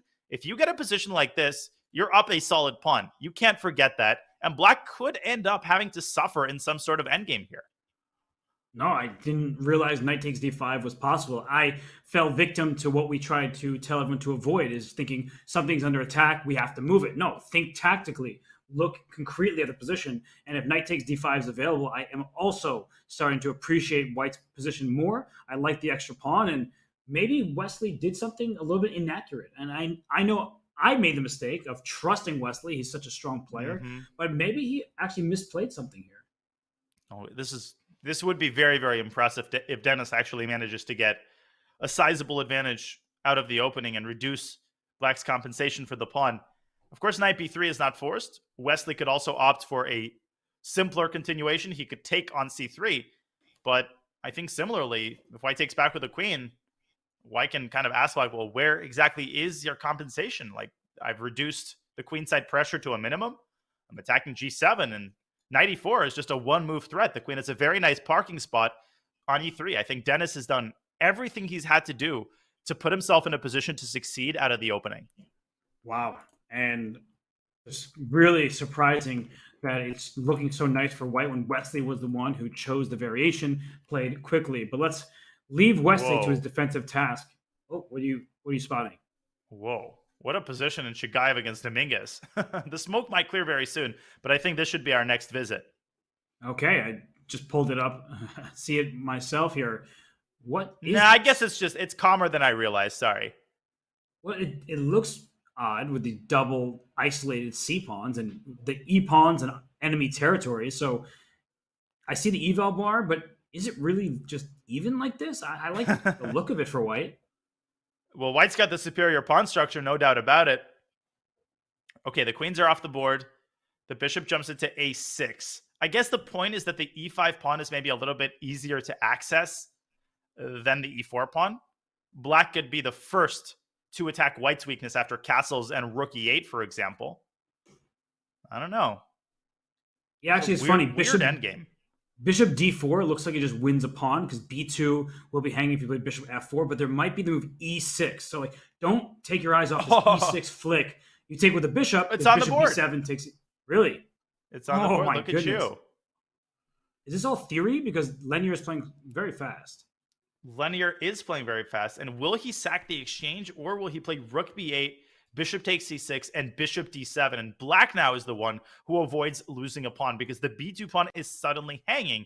And another important detail, Robert, after rook b8, if we pull up an analysis board here, bishop takes c6, bishop d7, bishop takes c4, you take b2. It looks like rook b1 wins the rook on b8 or the bishop on b2, but in comes bishop c3 check. And the fact that white has not yet castled hurts him, and in this case, causes immediate defeat. Yeah, wow, that's a nice line there. So Lenier has this all worked out if he plays rook b8 here, and he does just make that move. So he's on top of the complexities. This is looking like liquidation everywhere. So not the most fascinating game we have in the second round of this stage here. Nope, but a perfect result for Lenier. If he can draw this game effortlessly, gives himself a little bit of time to rest, and puts himself in a position where a win in the next round of in the next game with the white pieces will end the match. So it's kind of an unfortunate development for Maxim Chigaev, who doesn't seem to be producing any winning chances in his white game. But indeed, let's jump to the other two games that we haven't looked at yet. One of them is it's funny. I was looking at Bok and Grischuk. We have looked at Bok and Grischuk already, so we can skip that game for now and maybe jump quickly to the Theodorou Aronian game. Let's hop over there. And what's going on? I see control of an open D file, but I also tend to like black's progress on the queen side. The C file is under black's control. This knight on D7 often ends up over on C4 if you allow it. And how does white proceed from here? It is Theodorou's move. But I don't know. I don't feel like there are any targets. I feel like black has everything covered. Yeah, and I don't like the way this bishop is positioned, just kind of biting on granite. And if white goes e5, not only does this lose a pawn in the current position due to bishop takes f3 and knight takes e5, but it also yields a very important outpost in the center. So white is kind of saddled with this just annoyingly placed pawn on e4. I think Levon has not only solved his opening problems, but if I had to pick a side here, and I think you'd agree with me, I would totally pick black. Yes, for sure. I don't see a plan for white. Is that a demonic growl? Yes. Yeah, that was like an emphatic yes. I mean, knight can go to b6 or to c4. I really like Levon's position. And look at his clock management. And this is what I was saying, right? When you start giving Levon Aronian that full faith that he is going to crush you, it is very likely that he is going to crush you. Yeah, no question about it. And you know what else is tilting is how quickly he starts playing. When you're losing a match, there is nothing more tilting than your opponent just continually playing fast. You think you've thrown him off his preparation, but he just keeps going. Like every single position is in a file of his. And Levon is doing that right now. He's got 13 minutes. He's putting the pressure on the position and on Theodorou's clock. And that might backfire. I think he might have forgotten that after knight c5, trying to get this knight around, there is an exchange sack on f6. Yeah, what was e5 there? That was odd. That is not a move you make in 2 seconds. It's also not a move you really want to play. At all. Like, knight e5 is... I wonder if there's a possibility he mouse slipped, because knight e5, bring your knight into the game seemed very reasonable, but he plays e5 instead. And now, as you were pointing out, with rook takes f6 on the horizon in many positions, I suddenly don't like Levon's position at all. And now he's got to go rook e6, and he runs the risk of ruining his entire pawn structure if Theodorou accepts the trade, which I think he will. And now, after rook takes e6, f takes e6, Robert, white has a pretty easy target on e6, and an idea that comes to mind is h4 and bishop h3, and you have solved one of the main problems of your position, the bad bishop on g2. Now, instead, he goes knight g4. I can't easily see the number there, but doesn't it say about even? So yeah, even though this looks hideous for black, maybe Levon somehow knew that this was okay. I mean, it looks very strange. It most certainly does, but I think maybe even more importantly than the evaluation, white's play is so much easier and so much freer than it was when the pawn was still on e6. Queen c4 by Levon, and the eval bar continues to creep up in white's favor. Yeah, there's pawns on e6 and e5 doubled and isolated. These endgames will be favorable for white without question. So Theodorou, it's not going to be easy, that's for sure. But he has the advantage, and he needs to capitalize on this opportunity. Yeah, he certainly does. And right now he's got to decide whether or not to trade the queens. And as he decides that, we are going to switch to the Ray Robson Vasily Ivanchuk game as soon as it begins, which will be any second. And Vasily Ivanchuk is... I was going to say, it seemed like Ray was having some difficulties with his computer, but everything is back. It is stabilized, so we're glad that the second game is going to begin momentarily. Yeah, and Vasily is basically in the same situation that Nicholas Theodorou is in. He's got the white pieces. The first game was really close, so he can take consolation in that, and he plays everything under God's blue sky. E4, D4, C4. He is capable of handling any position with a lot of deftness. Let's see what he chooses. And well, we saw Levon just chose the queen c5, continuing to offer a queen trade, and he believes that the endgame can be held. So Theodorou, I don't typically think of him as an endgame aficionado, right? We typically think of younger players as being active and aggressive. But will he be able to punish Aronian for that quick e5 move? That remains to be seen. Yeah, or will we see a repetition of moves, queen e2, queen c4? This resembles some of the repetitions that engines tend to give with like weird repetitions. You don't think it's forced, but maybe Theodorou doesn't want to trade queens, and in that case, he's going to have to find a suitable square for his queen where it cannot be pursued by black's queen. Right. And we're getting word that the Robson Ivanchuk game 2 is about to begin. Everything seems to be settled. So hopefully that gets underway in a second, because Ivanchuk, he's ready to strike. He needs to win game 2 after suffering defeat on the clock. Yeah, and overall, again, just to repeat what I said at the conclusion of the last game, yes, he lost on time, but he lost on time because Ray Robson was able to find ways to put pressure on his position. But overall, I was impressed with Ivanchuk's time management. He wasn't taking 13 minutes on move 3. He was playing fast. He was keeping in lockstep with Ray's clock. So if he does more of the same, I think that game was essentially a toss-up in its time scramble phase. Yeah, it was.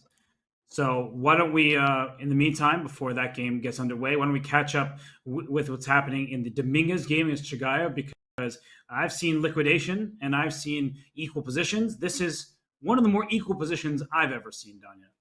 Yeah, this is as equal as it gets. I think a draw offer is...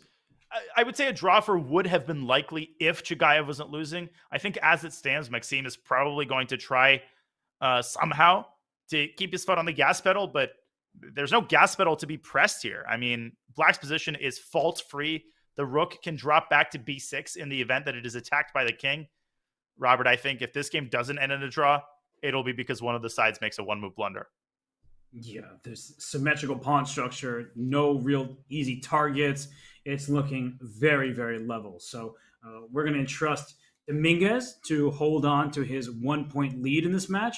And the only one that had a draw in game 1 between Benjamin Bok and Alexander Grischuk. We're in the midst of game 2 there. So why don't we check on that game when we have a moment? And here it is.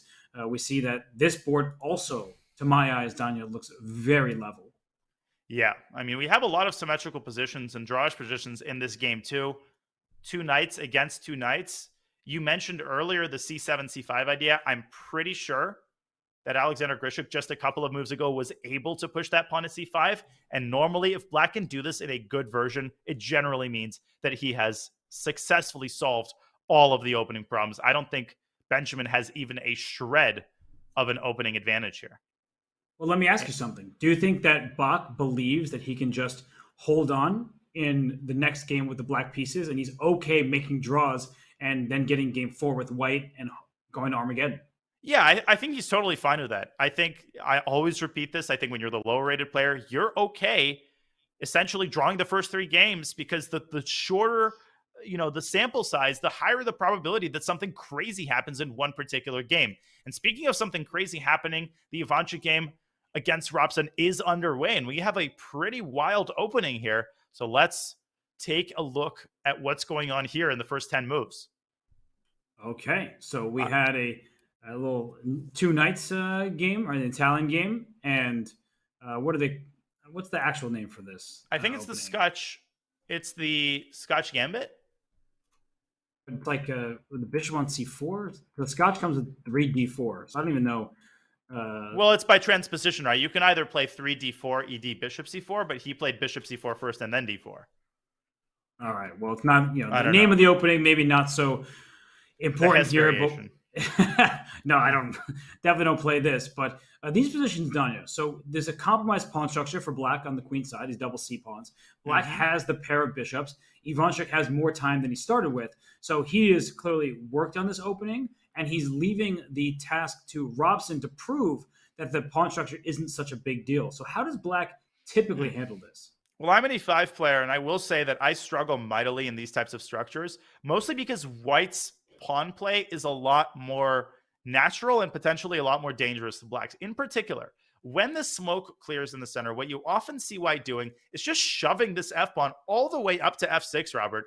That provokes g6, and as we already know, that creates massive weaknesses on the dark squares. So for that reason, Black has to be decisive, and he has to be focused on creating counterplay using this pawn phalanx in the center. What you often see Black doing is moving the bishop away from b6.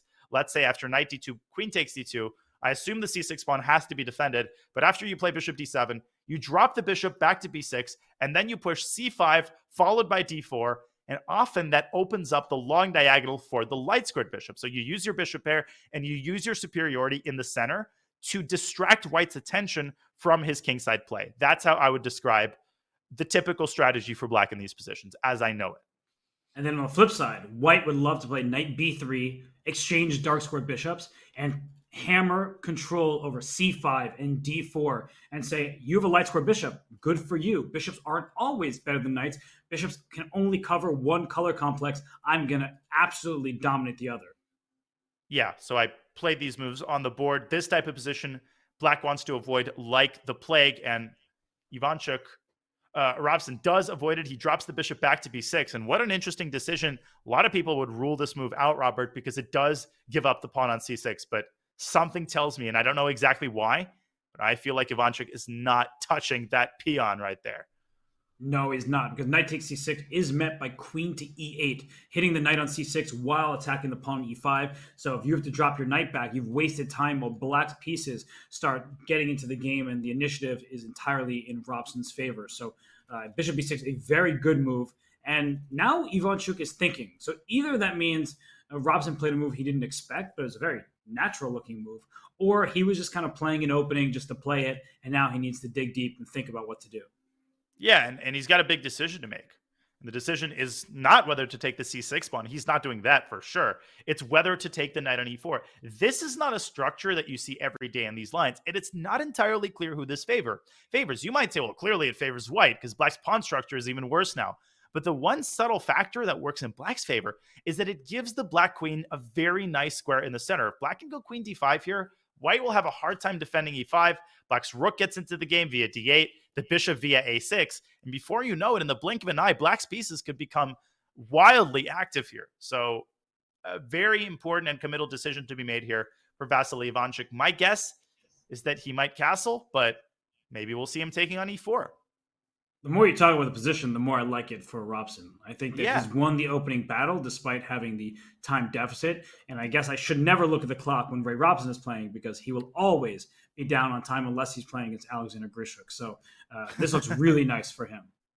It does indeed. And I think that's reflected in the fact that Ivanchuk has now taken right around 2 minutes and counting on this decision. And as he does that, I think it's a good time to update everybody on some of the games which are now beginning to reach the late middle game or even end game stage. Which one catches your eye, Robert? I'm looking at Theodorou Aronian, Denis Lazavik against Wesley. Also something we can check into. Where to? Yeah, why don't we go to the Lazavik game against Wesley So? Because Lazavik remains a pawn ahead, but they have bishops of opposite color in addition to the rooks on the board. So if the rooks get traded, immediately the game is a draw. So what Lazavik needs to do, if he's hoping to win this game, is just shuffle the rook around, hope that he can attack this h4 pawn, things of that nature. But yes, as you said, in all likelihood, this game should be a draw. I would put it this way. If the time situation were reversed, Lazavik had 7.5 minutes, Wesley had 3 minutes, I would have assigned a little bit more weight to White's winning chances. As it stands, the big problem here is that you can never get rid of this bishop. The moment you play rook c6, Black plays rook d6. The main weapon among Black's defensive arsenal is that virtually any rook trade results in an immediate draw. The only exception is if White can somehow win this h4 pawn. But he basically can never do that because even if the White king gets to g5, it can be easily parried with bishop d8 check, let alone the fact that the f2 pawn is going to be hanging. That is why I think Denis has played e3. But the fact remains, winning the h4 pawn is virtually impossible. Right. And that's why e3 was played, is it shuts down the bishop's control of the diagonal. But when the bishop moves from d3 or is protected, rook c4 will now target the h4 pawn. So like, let's say Black played something like rook to b8 here, which would be a big mistake. After rook b8, then rook c4 is available. And if your best move is rook to h8, you can see that Black's pieces are all in defensive postures just to save that pawn h4. Yeah, very true. You have to get passive. And then White starts to go rook c6 and bishop c4. And this is exactly what Black wants to avoid, a situation where, as you said, he goes totally passive mode. But somehow I think that Wesley is just, he always finds a way to put his pieces on the right square. He just has a nose for the ideal squares for his pieces. I think this is a case in point. The rook belongs on d6 to deter White from playing rook c6. The last problem that he has to solve is that of the h4 pawn, because Robert, rook c4 right now is a deadly threat. It would win the pawn in this situation. Right, and if you think, let me just bring my king from e7 to g5, that's a good way of protecting the pawn. What the king on e7 is doing that's so important is defending the d6 square. So let's just go through that position quickly. King f, he was rook d7. Oh my God, he blundered it! What is that? What? Well, I jinxed it. The moment I said that he's unlikely to lose the h4 pawn, that's when I sentenced him to death. No, but what is that move? Rook Why d7? would you play? What is even the purpose of it? No, that's shocking. Oh, could it be a mouse? Might he have wanted to go king d7 in order to meet rook c4 with bishop d8? He doesn't look like he's upset about the move he made. He should be. A mouse, I know, of course he should be. But if you make a mouse slip, don't you usually you throw your hands in the air? Something. This is shocking. He just gives up the h4 pawn with no resistance. That makes no sense. I think we just don't know what to words. say. I would say, Robert, that okay, a rook trade is now basically losing for Black in all versions because the two path pawns are too far away from each other. But maybe Black can orchestrate some counterplay against the f pawn. Maybe bishop a5, bishop e1 is an idea, but no question that White is technically winning, and the winning process is not too difficult here. Right. Bishop a5 is rook h7 check, followed by rook a7, pinning the bishop. Evil. I mean, that ends it immediately. I'm shocked. Like, Wesley So does not make blunders like that. And it's a one-move blunder. Mm-hmm. Yeah, Wesley never blunders like this. And he had plenty of time on the clock. So definitely an explanation here would be nice. Strange, but Denis Lazavik is going to accept that with open arms. Bishop a5 on the board, and rook h7, rook a7 ends it. No, just game over on the spot, and he's going to find it, of course. Exquisite technique for Dennis. And Dennis was putting pressure on Wesley over the board, but this E3 move, just trying to get Rook C4 in the future, like it made perfect sense with the king coming back to E2, but Wesley played directly into his hand. So credit to Dennis for putting some challenges Wesley's way, and then Wesley was not able to figure them out. So very surprising. But also the game between Bok and Grischuk, that game is fascinating. Both sides under a minute. Whoa. So let's go over there because Grischuk just stole a pawn on A4, giving up his rook on B8 because the rook on D1 is loose. And now the question for Benjamin, if he moves the rook, where does he go? He can take on D5, but I'm not sure that opening up the position is necessarily in White's favor. He ends up taking on B8, and now he grabs on B7. And once again, just like the previous game, I think the likeliest outcome, despite the time scramble, is still a draw. First order of business, Sasha has to defend the A6 pawn, and he does that while keeping his queen active. Now, the way White loses this game is you on knight E6, and then the D pawn starts pushing. That's scary business. So I would try to stop that. He was queen 8. He's not even allowing the knight to move. That's a good first step. And if black plays G6, that weakens the F6 square, and the queen can shift over to D8 to prepare counterplay against black's king if it emerges from its cage. No, Sasha responds by counterpinning White's knight. And now the knight's going to come to E6. G5? I think, oh yeah, G5 and G4. Wait, is he just winning the piece? Oh, he takes on B4 instead. I think White probably had some way of defending against that, but with 12 seconds, would he have found it? Oh my God, I thought he was just going to go win that piece. But no, now it's very level. It would be hard to lose this game, especially with this queen trade being offered. Just swap. And then E3. Knight D2. Yeah. I think black should go E3 here. Instead he counterattacks the pawn. A mutual trade and a draw is inevitable. Benjamin offers it, and Sasha accepts it. Both first games ending in a draw. Their score is 1-1. This is an even match thus far. By the way, Nico Theodorou down to 4 seconds against Levon Aronian. Now, the position may be equal because all rook endgames are drawn, but with 5 seconds on this clock, this is where you go wrong. I think rook d4 would be a good practical chance here. A rook trade would lose for White, but Nico has this idea of going rook e1 and rook e6. The weakness of Levon's f6 pawn, I think, is going to give White just enough here to secure the draw. But with 2 seconds, can he find a couple more accurate moves? If king g4 is h3, h3, be careful. Uh-oh. I think rook h1 draws. And then king d5, yeah, I guess you... Oh, h2? h2 and rook d2. And then king g3. Then you bring your king in as black. But I think White's just in time. I think the pawn endgame's still a draw. It's so close, but you probably are correct. Levon has to try it, though. h2, rook h8, rook d2. If he loses the h-pawn without winning the f-pawn, obviously the game ends immediately in a draw.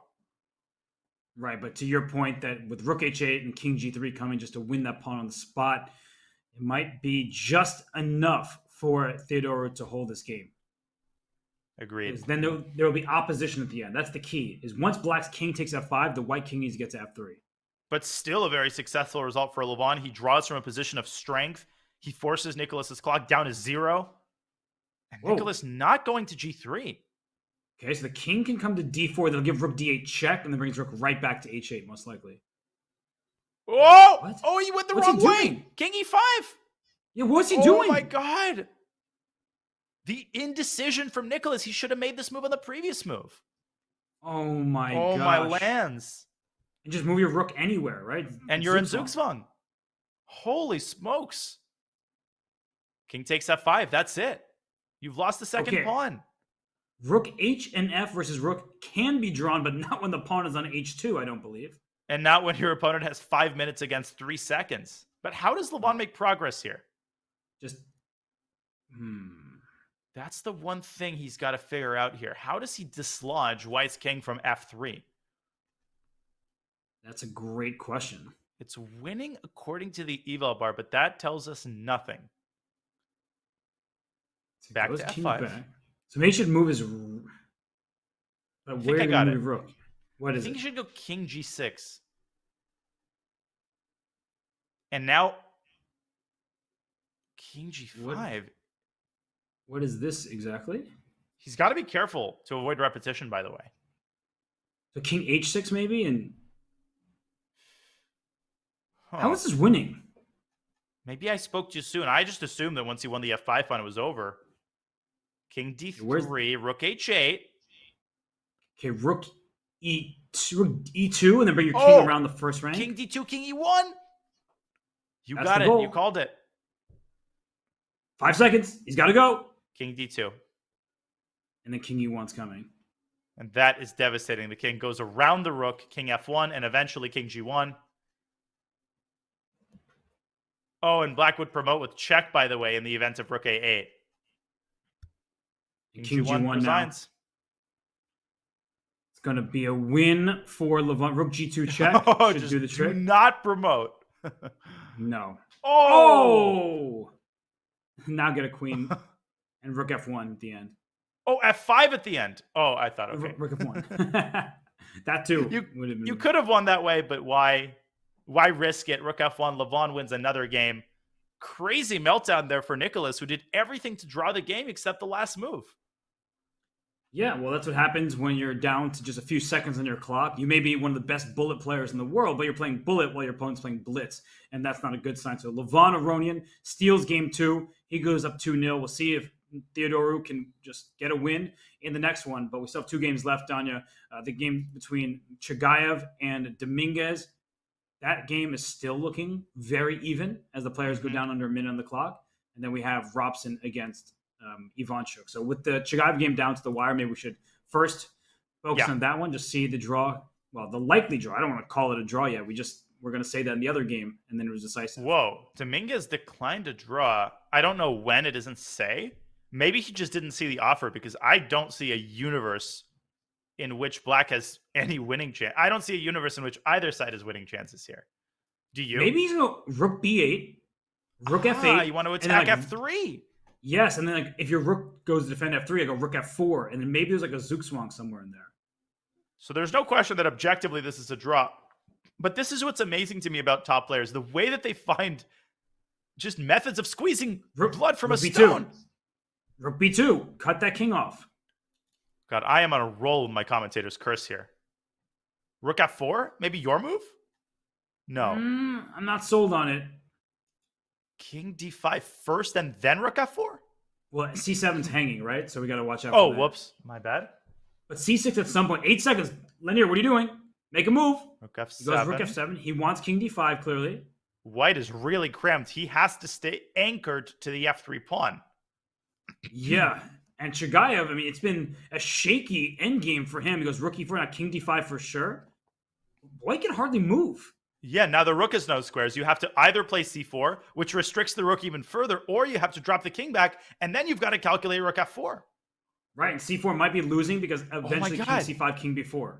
I think rook f4 almost wins, but I think White holds on by the skin of his teeth. And I think it's a great move by Dominguez. Keep the rooks on the board. Make sure it's as challenging as possible. No liquidation.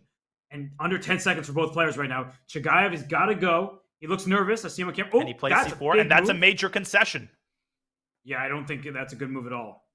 Robert, it also means that a lot of pawn endgames are winning because the king has a direct flight to b4. And I want to play rook f4 so badly, but chop, king e4, king f5 would happen. Yep. And both sides. And now rook f4. He plays it. Chigaev with 2 seconds. Excellent move. Yeah, that was really good awareness by him. I think Dominguez might be repeating here. Too low on time. But he also won game 1. So he's like, I'm going to keep this lead. I do not want to blunder. And so a draw is a good result. But that was chances for Lanier. Nerve-wracking for Chigaev. A loss would have essentially ended the match. But a good hold, and he keeps himself in the match. He gives himself a fighting chance. And speaking of fighting chances, can Vasily Ivanchuk make a recovery in game 2? That game is still early in the middle game with Ray Robson down below 4 minutes on his clock. Let's debrief everyone on what's going on here. Looks like a pretty balanced middle game at first sight, Robert. Yeah, it's even material. Both sides have 6 pawns, but the pawns are not on the same files. There's an e4 pawn, so if we cut the board in half, black has an extra pawn from e through h file, which should mean that black would like to press forward on that side of the board. For the moment, the knight on c6 is under attack. White has an extra pawn on the queen side. I think the knight can just slide right back to d4. Of course, white can trade bishops first. But even if you play knight d4, Danya, and let's say black ends up taking on d4, just because we have opposite colored bishops does not mean we have an equal position. So I think white remains better at the moment. Yeah, I agree that white is a pull. I would argue that black has certain potential on the king side, which could get really scary. The bishop on b7, yes, it is currently blockaded by the bishop on e3, but the moment you dislodge that bishop, the possibility of e4, e3 could become quite deadly. So this piece formation in the center is very important for white to maintain. The other idea that comes to mind is the classic f-pawn push. I mentioned this idea from white's perspective much earlier in the game, but now black is the one who's got the kingside pawn mobility, and Ivanchuk has to be careful about that f-pawn appearing on f4. And if as soon as black plays f5, I'm immediately retreating my knight to e2 and saying, you've made a concession on the dark squares. I'm going to trade dark square bishops, and I'm going to have a knight planted on a square like f4. So I think that right now, Ivanchuk's thinking, do I play knight e2 right away? Who cares about the pawn being on f7 or f5? But either way, I'm liking his dark square control, and that makes me a little bit nervous for Ray, who is down almost 3 minutes in the clock. Yeah, in the worst case scenario, if we bring up an analysis board, I think this is instructive from a positional standpoint. Let's say white goes rook ad1, black responds confidently with f5. Knight e2 is an excellent move. And after bishop takes e3, f takes e3, this is the nightmare scenario. Your bishop is a dud. The knight is getting to f4, and it's going to be unassailable on that square. Not to mention, you still have these weaknesses on the queen side that are not only restricting your mobility, but also causing direct problems. The pawn is just going to be hanging if the dark square bishop disappears from the board. So I agree with you. I think practically speaking, Ivanchuk has the easier game.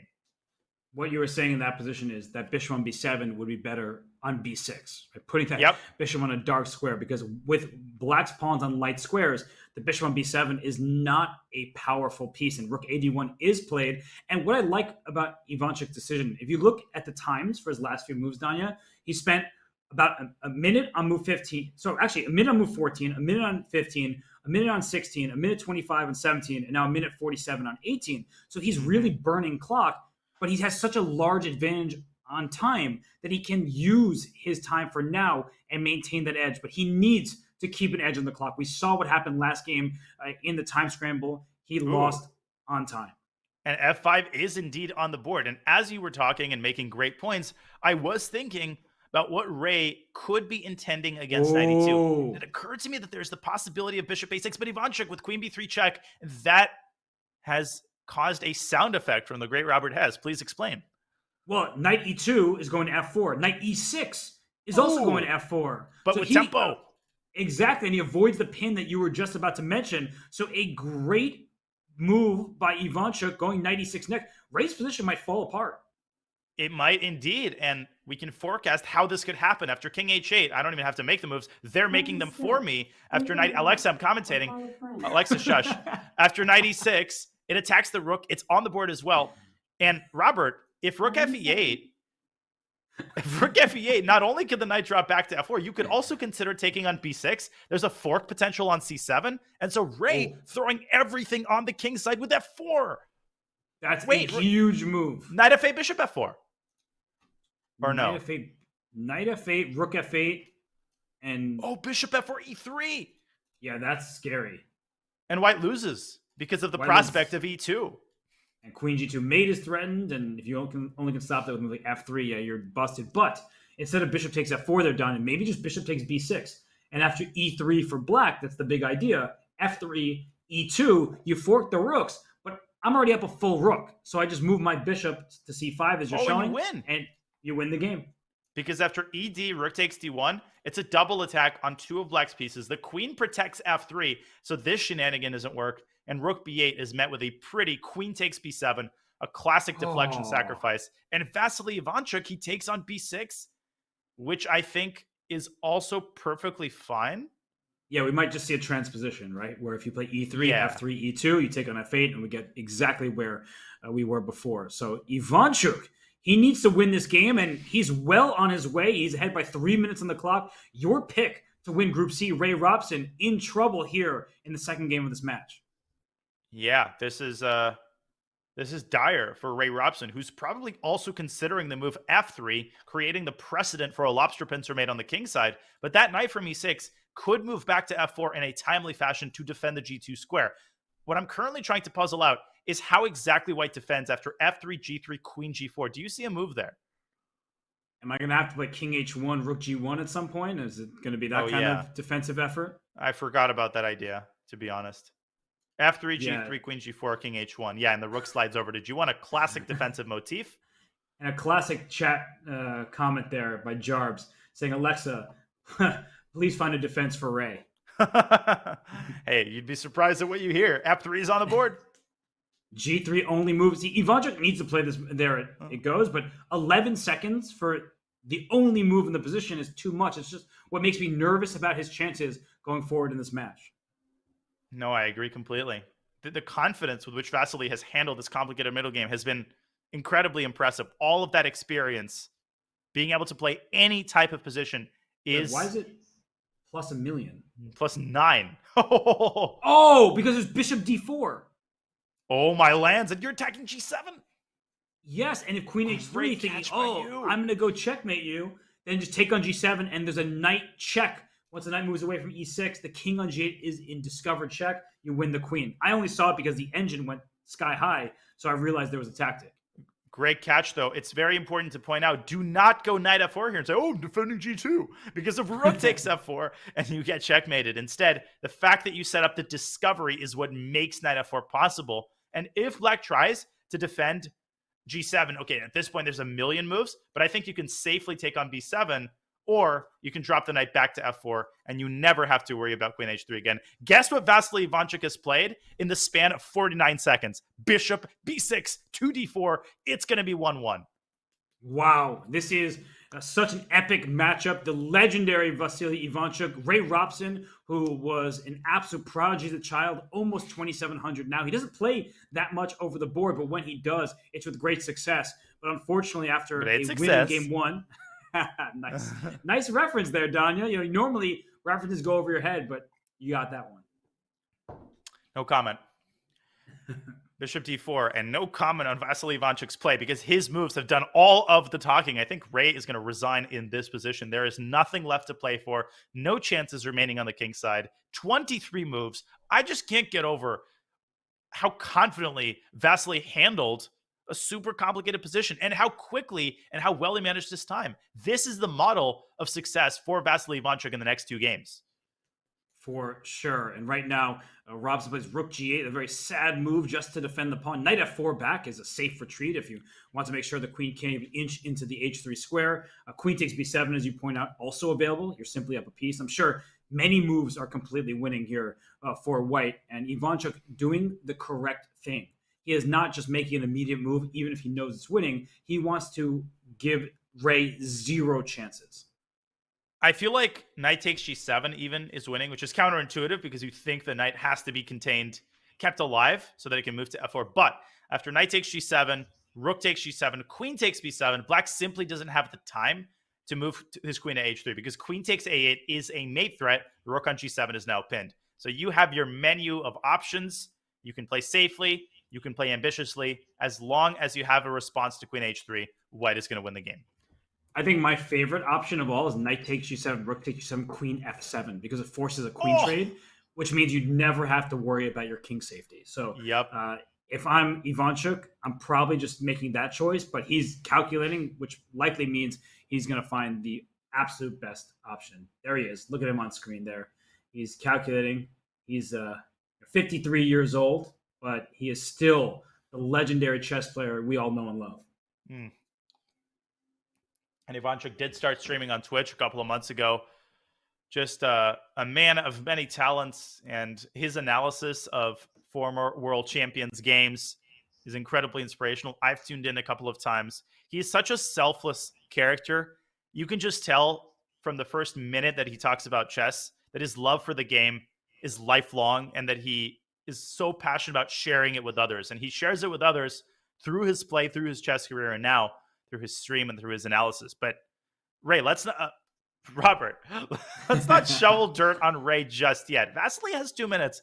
I would say that he has to make a decision here within a minute. You do not want any position to get into a time scramble because there's always inherent uncertainty that comes from a time scramble. Yes. And yes. And are you going to take it as a compliment that I called you Ray? No, I'm just going to note that Ivanchuk seemed to grab his mouse. At least that's where his right hand went away from his face. And it feels like he's ready to make a move. He's calculating And I just wanted to echo what you were saying, by the way, that Ivanchuk streams are amazing. He's going over like Nezhmadinov games, full detail, and it's awesome to see a legend like that stream. But he's not moving. Danya, nope. He's completely winning, and he finally did make the move King H1. But something about how slow he was. It's a move a little bit faster, Yeah, he's got 90 seconds. Bishop A6 by Ray. I mean, Ray's only option here is just to keep as many pieces on the board as possible. But after Rook G1, like, what are you even going to try? Just to make moves and hope that Ivanchuk continues to think. Because after game 1, Ray is probably confident in his ability to win time scrambles. And he's down a full piece, so he shouldn't have much maybe chance. E3. Just to confuse him? Yeah, well, I was thinking of Bishop C4 in response to Bishop takes E. But obviously, Ivanchuk, $1 million won't make him move the bishop away from D4. It's time for knight takes G7, I feel like. I agree. Right. Just take it and then think. Now take it. Yeah, and Queen F7, your idea from a couple of moves ago seems pretty effective. Although now, Queen trade is no longer guaranteed because the Black King has a little luft. That is true. 40 seconds for Vasily. All of a sudden, he's slowed down considerably, and he's done it at the worst possible moment. Yeah, I wonder if he's nervous. This is when I say perfect is the enemy of the good. Just make the good moves. Queen D5 is definitely excellent a good move. And Ray quickly plays Rook E8. Now the knight's under attack. Credit to Ray, by the way, Robert. He has found a way to complicate the game against all odds. I'm telling you, Vasil should have taken on G7 before and just traded queens by force. That would have made his life extremely easy. He's still completely winning. But Ray, 15 seconds for Ivanchuk. Okay, last-ditch attempt by Ray. He's going to play F2, and now just taking the bishop is the simplest option. And that is what Ivanchuk does, and he's doing it so quickly. He went from 15 to 20 seconds. I would try G5. Now, don't move the knight. You drop the rook on E2. A Queen D4 check might help you out here. It's Queen E5. Oh, 96. 96. Goodbye. Wow. He left no doubt there, ending it with a pretty mating construction and equalizing the match in game 2. And look at him. Almost no reaction from Vasily Ivanchuk. He kind of shrugs his shoulders. He's like, I've been doing this for decades.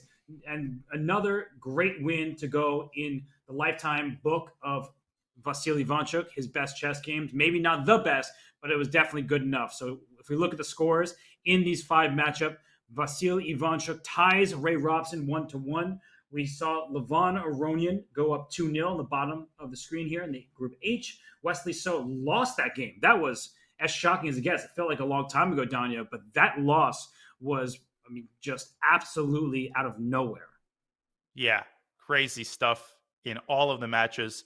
Levon Aronian, the only high-rated player who's having a smooth go of it so far. Maybe also Linear Dominguez. So we'll keep an eye on Nicholas Theodorou. He has to win 2 games in a row against Levon with a dynamic style like his. I think he's got a shot. So all of the matches are still in play. I'm very excited to see what happens in the second half of these 4-game matches. That's right. And there's more ahead here at the Chesscom Global Championship when we return in a few minutes.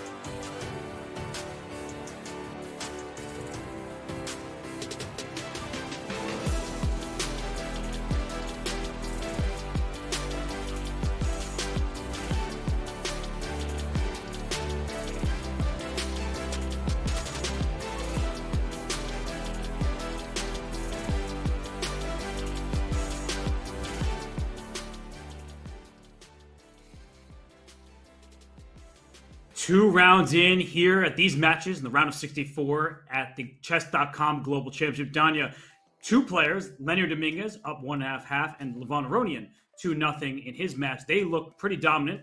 Other 3 matchups tied 1-1. Yeah, and I'm particularly, of course, impressed with Vasily Ivanchuk as we monitored his phenomenal conversion in that complex middle game against Ray Robson. But also Denis Lazavik. He gave Wesley a run for his money in game 1. It was a bullet time scramble. He kept his head up, and he seized his opportunity in game 2, defeating Wesley's excellent Catalan preparation.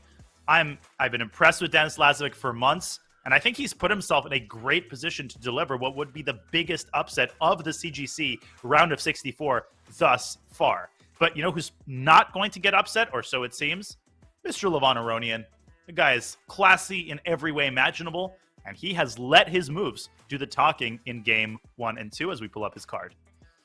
Yes, and Levon Aronian up 2-0 over Nico Theodorou. He's getting that sweet, sweet revenge after his loss to Theodorou at the Olympiad. And Levon Aronian is not someone to be trifled with. He is been one of the best players for a very long time, and he is continuing to show his good form here in Group H, where the second seed in his group, by the way, Dana, is Maxime Vachier-Lagrave. The third seed is Sam Sevian. That's not going to be an easy group to make his way through. And he plays we'll play Maxime Matlikov next if he can lock up this match.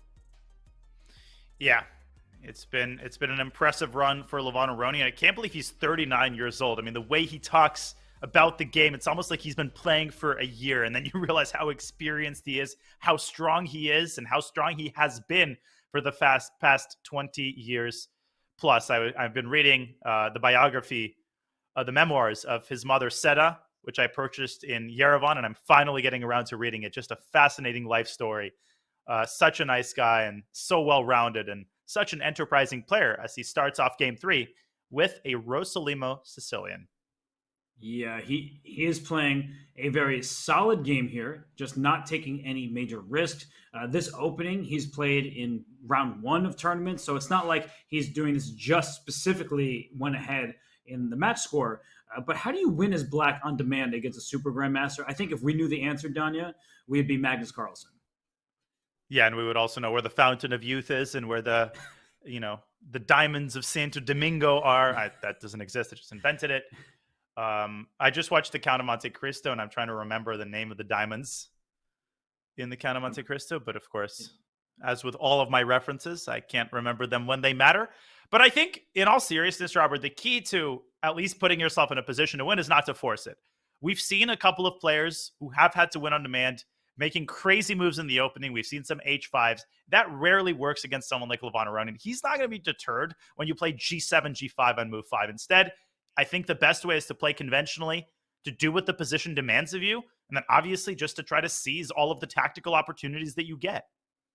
Yeah, if I'm Levon here, I'm just taking on C5, trading queens, going into a queenless middle game where white has an extra pawn on the queen side and black will have the E6 pawn towards the center of the board. But I think white's pawns are more mobile, and it should just be a nice game for him with pretty much no risk, and he, in fact, takes that pawn. Great minds think alike, and Theodorou is not going to have a hard time winning this pawn back. I think he's going to move this knight to G4, and he does.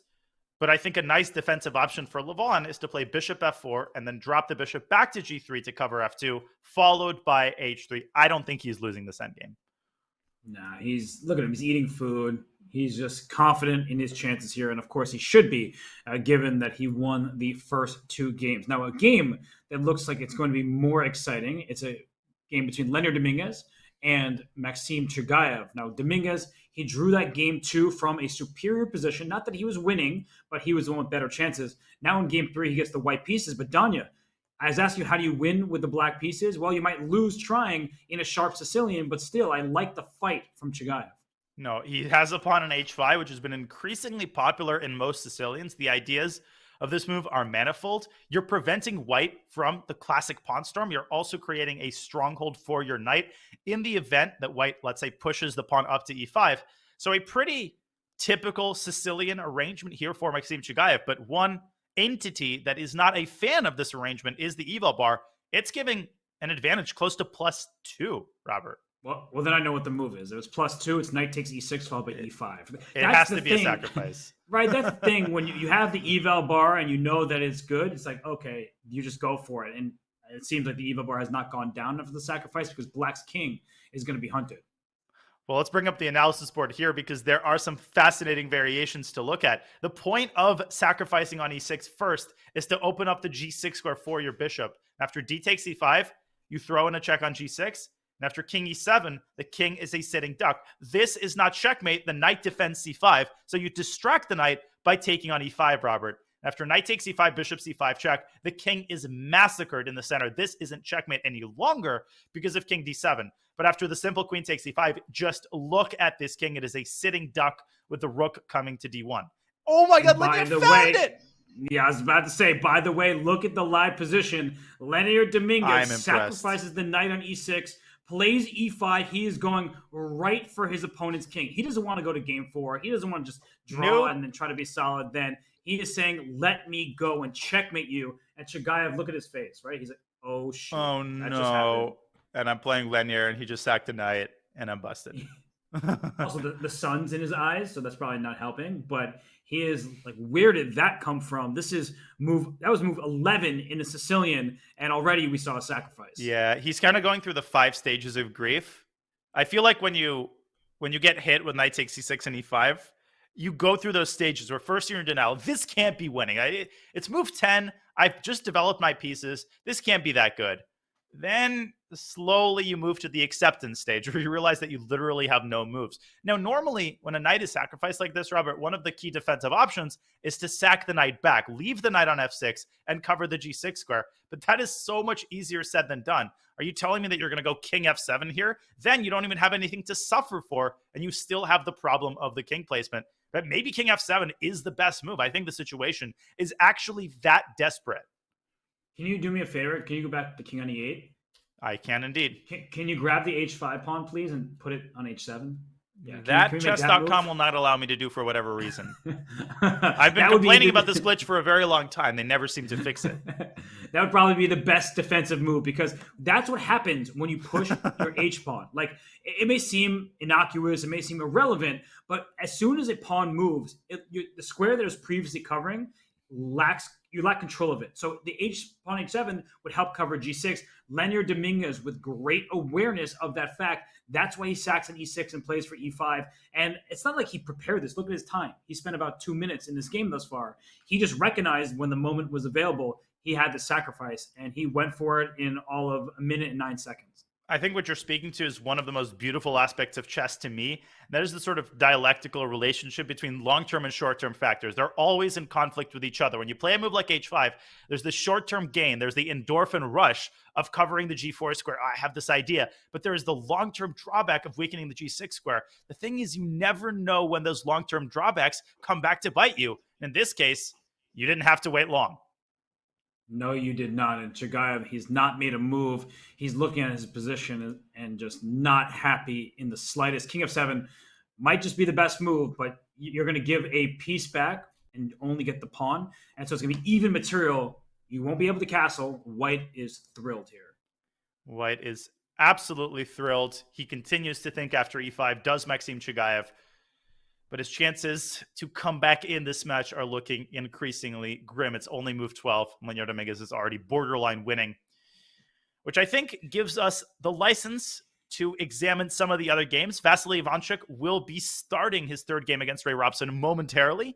In the meantime, Robert, we have Grischuk's game. We have Denis Lazavik's game. What catches your eye? Let's first go to the Grischuk game against Benjamin Bok, just because I've seen some pieces are traded. And in this position, black is a pawn ahead. But the engine, as I'm looking now, it seems to prefer white. So what is it about this position that makes white better? Is it the fact that the f7 pawn can be a bit tender? There's obviously a little bit more activity for white's pieces. But a pawn is a pawn. Yeah, a pawn is a pawn. And unless Alexander Grischuk can transmute his initiative into something concrete, Benjamin Bok is going to be more than happy here. And in such positions, black has the classic idea of giving the pawn back in order to accelerate the remaining piece development. So the idea of going bishop h3, or maybe just bishop f5 and giving up the b7 pawn is definitely also in the cards. My guess that Grischuk is going to be considering moves like rook fc1 or rook fd1, or maybe something a little bit more concrete, like bishop d5 to c4, trying to dislodge the queen and get to the a7 pawn, or bishop f4 to provoke the weakening e5. Actually, I really like bishop f4 now that you pointed it out, because if black can't blunt that bishop on d5 and queen on b3, then white will be sitting very happily there in the center. So bishop f4, e5, and just go back to e3. To my eyes, that looks pretty decent. And then white will control the c file and try to plant a rook on the 7th rank. So I'm here for it, but Grischuk, he's been thinking for a bit here. We can leave him to think. It's a big moment for him. He does not want to allow Benjamin to coordinate his pieces, fully develop, and then just be a pawn to the good.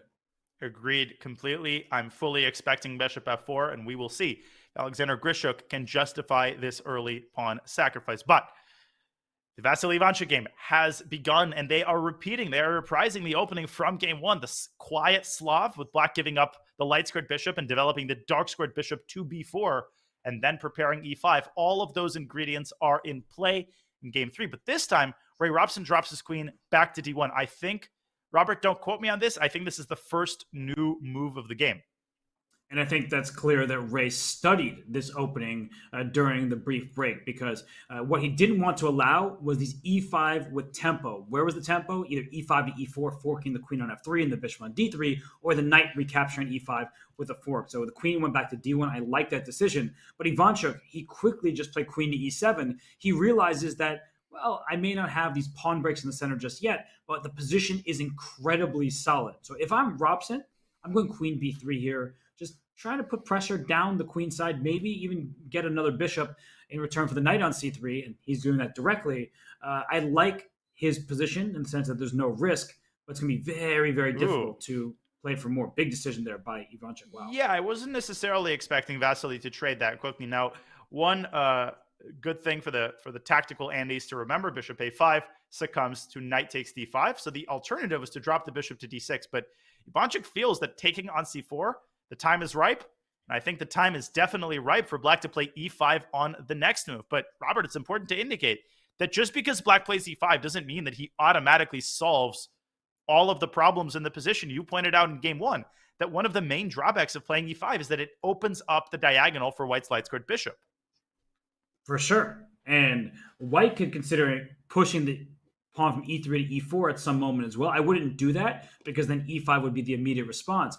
But in general, e5 is not that scary. We were talking about this in game 1, ed4, sure, there's an isolated pawn, but the open e file for white is also a good thing, in addition to the open diagonal towards the black king. So Robson, he's sitting and thinking first. Ivanchuk, very solid for the time being. And if you're not accurate right now for Ray, your advantage goes away, just like it did in game 1. I would actually make a case for him to consider the move f4 if it weren't for the... Actually, the Evo bar seems to be a fan of this move. I was going to say that c5 is often the automatic response to f4, but maybe stopping e5 really is that important. What do you think of that thought? I was also considering f4, but after c5, you probably have to take on c5. And after bishop takes c5, I was like, this looks a little problematic with the e3 pawn, this bad bishop on d2. And that's why Ray, instead of going for this, which does carry a lot of risk, he plays the very calm queen c2, and e5 was Ivanchuk's choice. So the pressure on f7 is long-term. It's not like there's any attack whatsoever. But I think that Ray needs to make small improving moves. A rook to d1, a rook to e1, maybe drop the bishop back to a2, and even bishop to b1 at some point, aiming towards the black king. But the point is that there's nothing concrete right now for either side, so it's going to be shuffling. Yeah, in a way, the arc of this game very much resembles game 1, which I think Ivanchuk would be more than happy with. If he can accelerate the pace of his play a little bit, he might be on the upper hand of the time scramble in this game. And he has done just that. He has over 14 minutes on his clock, and Ray is really the first one to struggle figuring out where he wants to position his pieces. But I agree with you. I think this is going to be a long, shuffling positional game. So let us depart Ivanchuk land for now, and let us navigate our analysis airplane maybe to Wesley So's game. Yes, because I was looking at the pawn structure, and in Wesley's game against Lazavik, this must be similar to game 1 with his a5, b4, c5 pawns for white over here. This is essentially what we saw. Yeah, Wesley is just demonically good in Italian structures. It seems like every time I check an Italian game and Wesley's on the white side, he's at least slightly better, if not much better. And I would say that here, the evaluation is closer to a clear advantage for white than a slight advantage. I think white's got everything going that he wants. Knight on f5. He's got the possibility of playing f4 down the line. Black's pieces are a little bit awkward. And white's got a big space advantage in the center and on the queen side that guarantees white a lot of good squares for his pieces. There's a case in point, Robert. I say this often. The side that controls the pawn breaks is often the side with the advantage. Look at the queen side. No b6 ever for black, so there's no pawn breaks over there. What do you mean? That looks like a great move. Yes, let's give up a pass pawn on the 6th rank. But what you were saying comes to play here. f2 to f4 is what white is going to try to orchestrate. And now I would play knight c4. When you have more space, you typically want more pieces on the board because black's pieces are fighting for the same squares. So knight dropping back to c4, no trade for you. Then knight h4, maybe rook f1, maybe knight g2, pawn f4. The point is that white is eventually going to push that pawn to f4, open the position a little bit. All 8 pawns remain for now. That's not going to be the case in about 7 moves. Now, black could try to get his own knight to the c3 outpost, but the issue is that even if you get your knight there, it doesn't necessarily solve the underlying problems of the position. In fact, knight a7 is on the board. My big question here, is Wesley going to ignore knight b5 and prepare f4, or is Wesley going to take some sort of prophylactic measures? I guess there's our answer. Yeah, you don't need to ask Wesley what he's going to do. He'll just answer it on the spot. Now, is f4 actually going to be playable? That's the key here for Wesley. Otherwise, he has symbolic advantage. More space, good control. But with all 8 pawns on the board, the position is clogged. So you need to open things up. But you should do it at your own pace. You don't need to play f4 right away. Maybe you play f3. So that way you can bring your rook to f2, in addition to rook to f1. Ooh, so you time I love f4 that idea. at the right moment. I love these types of ideas where you push the pawn 1 square and then eventually you push it 2 squares. Right. And that way you can bring both of your rooks into the file that's about to open. I think that was Jose Raul Capablanca's famous dictum in the endgame. Never push a pawn 2 squares if you can push it 1 square first. That's part of the never hurry principle. And true to your word, Wesley So doesn't hurry. He prepares f4 with rook f1. Yeah, this is going to be an interesting demonstration of technique because every single move for Dennis is like, okay, f4 is going to happen. And that's why he played knight to h5. Does it stop f4? For the moment it does, but we know that white can play f3, rook df2, knight g2, queen d2. You can put all your pieces as white towards the f4 square on the king side because black can't do anything on the queen side. And that's what you see. And Donna, you're a King's Indian player. You know exactly how this works. For example, in the King's Indian, if the pawn structure is just static on the king side, you're going to get crushed on the queen side, and vice versa from white's perspective. So this is a situation where black is having zero fun. Yeah, the queen side being locked up, as you're saying, is the worst thing that could happen. The knight is nowhere near c3.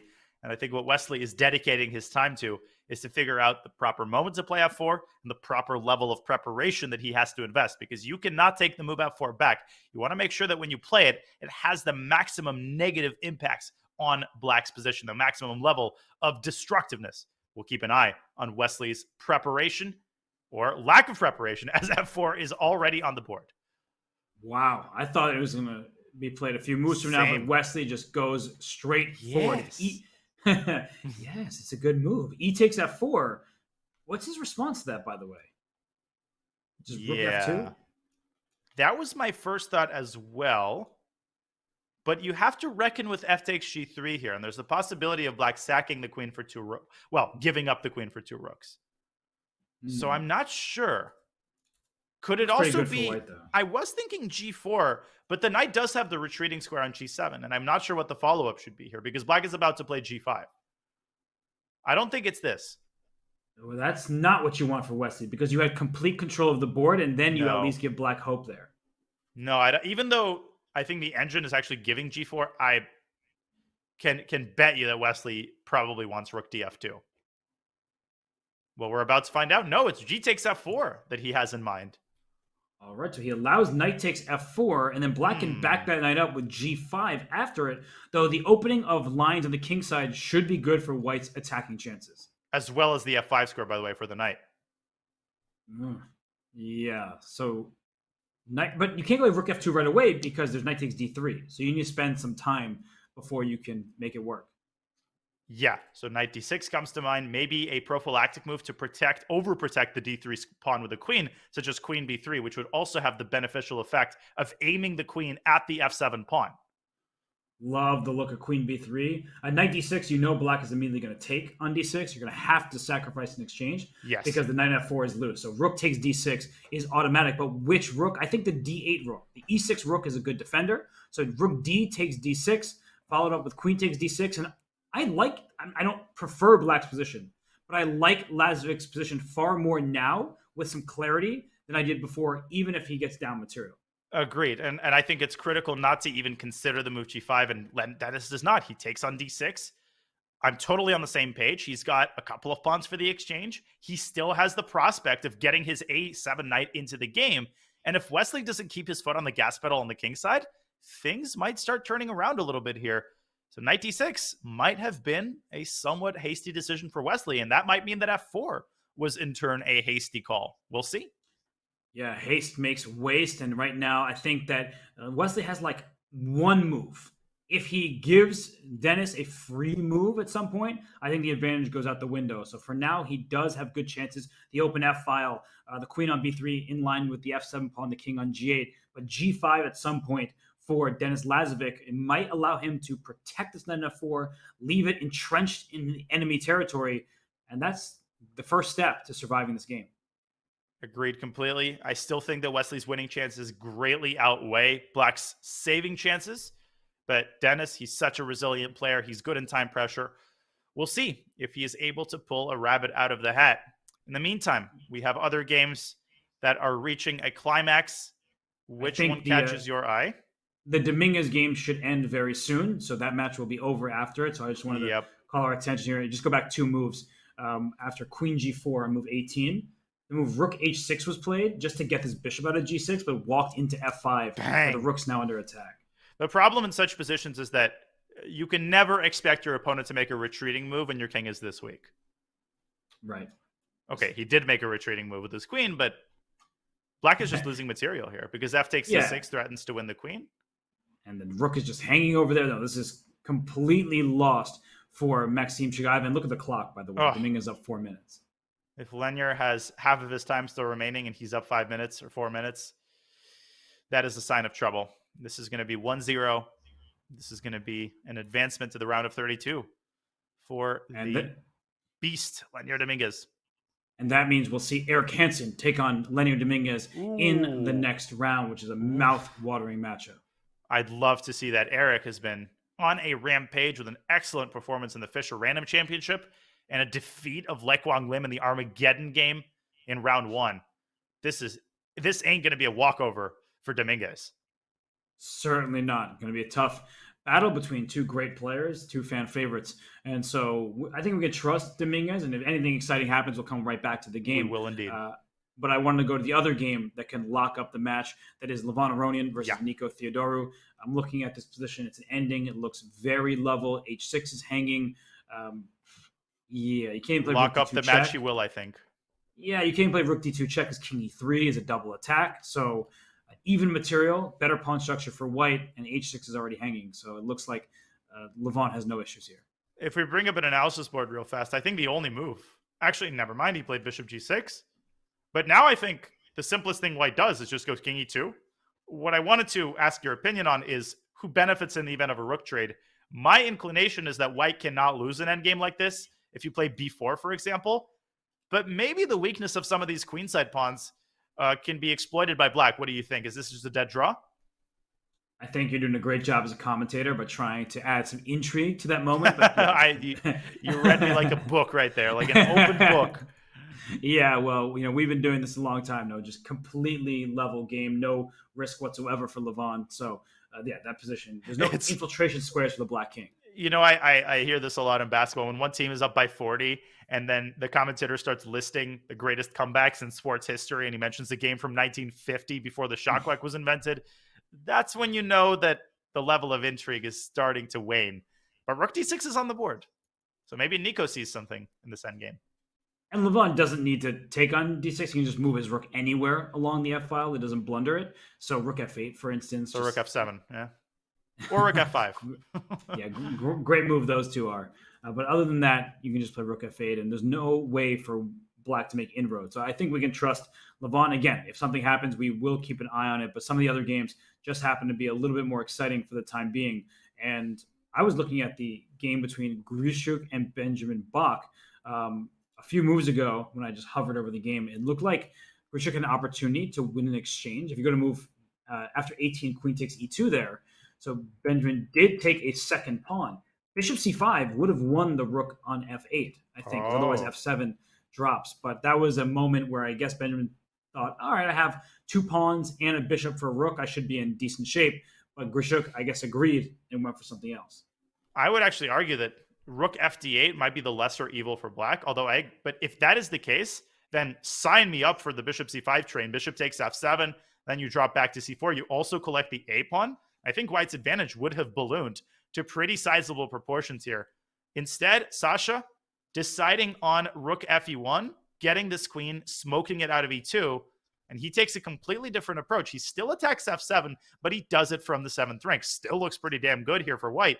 Bishop e6, they trade, and he starts grabbing the queenside pawns. Bishop takes a7, and listen, Robert, correct me if I'm wrong, but despite the eval bar seeming to believe that black should hold this easily, I would never want to have an endgame like this against Alexander Grischuk.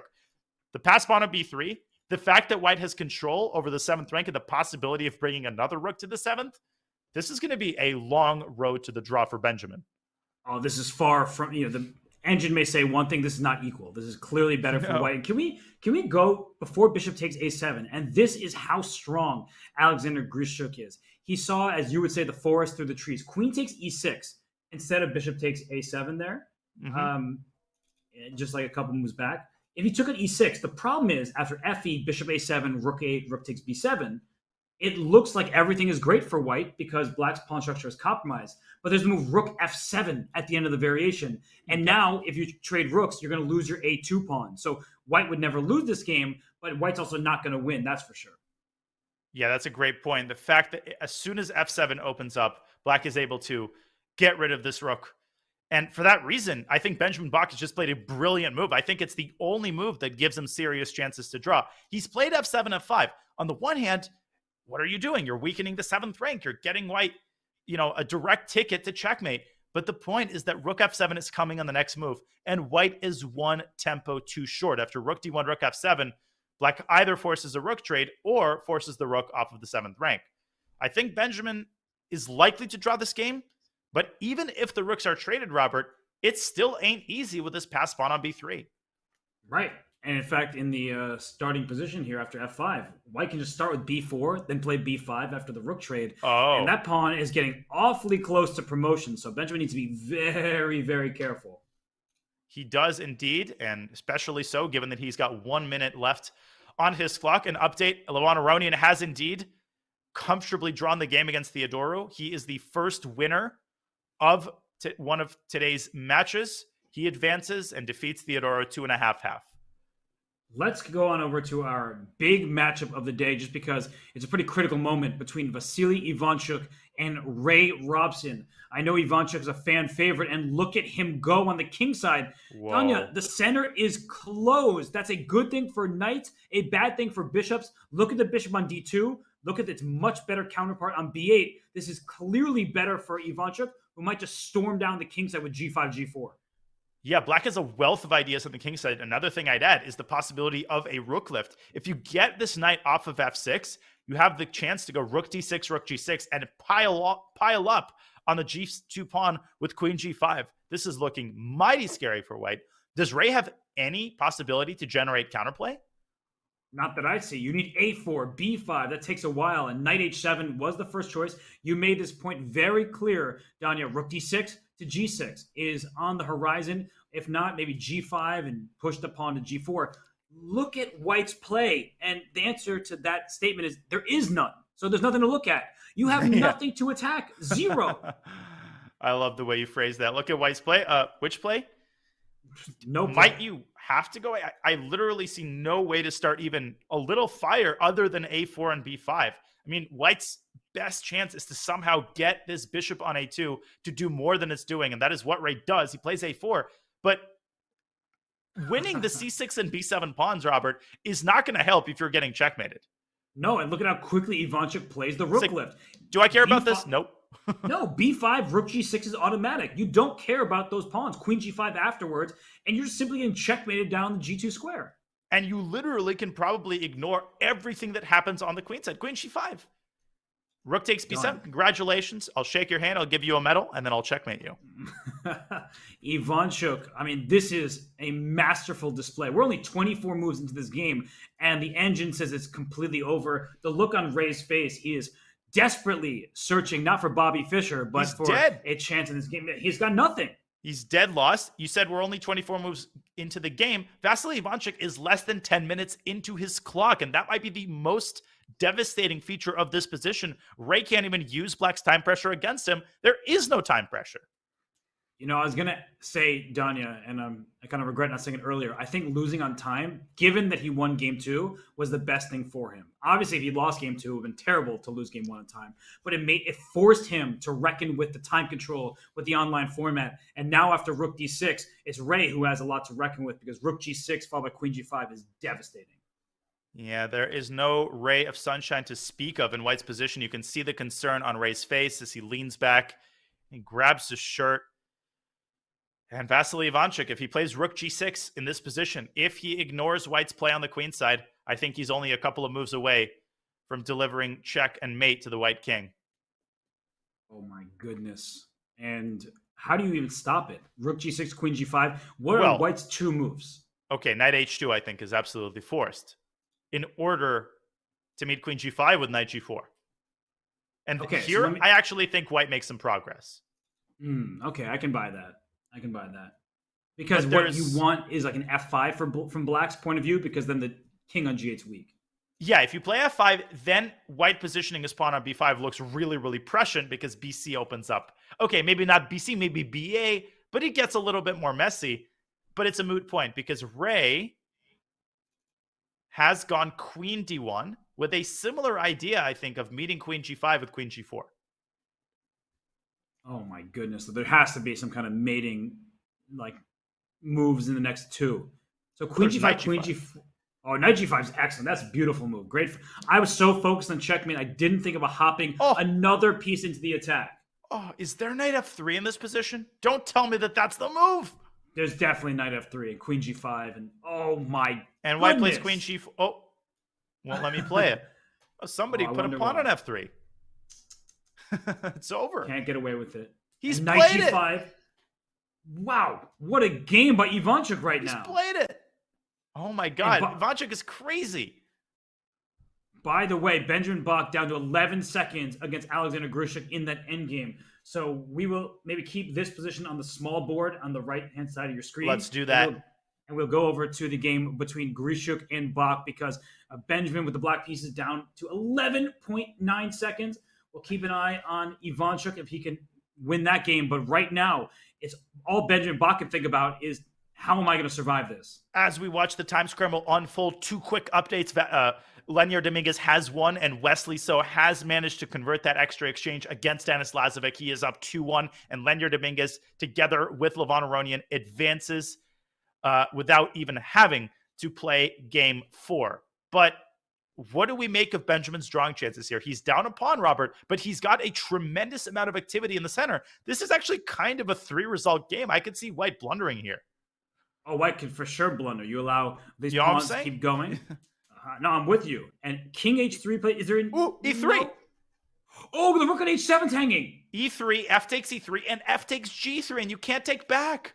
2 seconds, though. 2 seconds. He goes king to f5. There's almost a checkmate. g4 check. Oh, my lands. King g6. Where's he going to bring the rook? 17 seconds left for Grischuk. King h5 would create a mate threat with g4 and f3. White has to be so careful to keep his king alive. Oh my gosh. Where's that rook going? e7, rook. d7. Just pick a square. By the way, it looks like Ivanchuk went knight g5, queen g4 was the response. 1 second. Means that rook b5 is played. 1 second, go. King of 5. Oh my God. I'm having a heart attack. Rook f8. We might have a repetition of moves here. Yeah, because I think g4 check will backfire for White. You might get checkmated first. And king both g6, sides are more than happy to make this repetition. Oh my gosh, that was nerve-wracking. Benjamin Bok, he survives with the black pieces. He gets white in game 4. It is all knotted up, 1.5 points apiece. But this one, while it was tied going into game 3, it looks like Ivanchuk, he is on the prowl for a victory. Knight f3 check, Danya, simply wins Ray's queen. But after gf3, I think if you rush in with rook takes g4, that actually gives white chances to set up a defensive construction on the queen side, and he gets a rook and a piece for the queen. And let's not forget that the pressure on the queen side does become a little bit annoying if black is not able to, essentially checkmate white's king. So maybe, Robert, e takes f3 is the key to making the victory smooth, because here white's king is busted and you're losing your queen. Yeah, it's a good point that you don't need to take that queen right away. There is a pin, and there's no way to block that pin. So I like your variation. Also, Ivanchuk might be considering the move not easy to play because backwards moves are difficult, but knight f6 here. Just trying to kick that queen out and then play knight f3 check where you can't even sacrifice your queen. So knight f6 potentially available, and queen f5 as you're showing. Don't blunder your rook on g6. I didn't have necessarily a follow-up, but I thought knight f3 check would be pretty good and rook g5 to follow. Where's the queen going, Mr. S? No, that's what I was suggesting knight f6 for a reason. Beautiful construction. This traps the queen. Something I always tell students is that when you're attacking, do not forget that you can often use the weakness of the king as a means to an end. You should not forget that you can still trap pieces. You can still do other tactical things when you have an attack against the king. And Vasily Hess with knight d5 to f6. That's the biggest compliment you Chigaev. could ever give me. Yeah, no, that is, I'm done. You've complimented me. This never will You get have better reached than the that. pinnacle of your career. I have indeed, because Ivanchuk is kind of everyone's favorite player from our generation in a way. Like, he wasn't the world champion, but he was so fun to watch, and he remains to this day. Look at the chess on display here. That queen on g4 is getting hunted. The king on g1 is about to be pummeled. And now Ray Robson down to 1 minute and 15 seconds. Vasily Ivanchuk loses game 1, and he is storming back. And once Ray identifies this devastating entrapment, he might end up playing queen e2 here. But the problem there is that black can even take on h3, just come back to g5 and blast through the gates with h3. White is nowhere near creating any kind of significant counterplay on the other side of the board. This is toast for Ray Robson. Yeah, this is knight f3 check. You think that's better? I don't know. I just think everything looks good, and I can't decide. And that's the problem when you're in time trouble. Well, it would be nice if you can follow knight f3 check up with queen g5. The problem is that this knight on f6 does get in the way, and moving it is you can't move it with tempo. But maybe you don't have to. Maybe you can move it without tempo. Yeah, I feel spoiled for choice if I'm looking at this from black side. I'm getting a little bit uneasy here because Ivanchuk is down to 2 minutes, and I'm not seeing a direct checkmate. I feel like knight f3 check would have been the safer option. Yeah, but what about knight takes h3? Can you just steal this pawn now?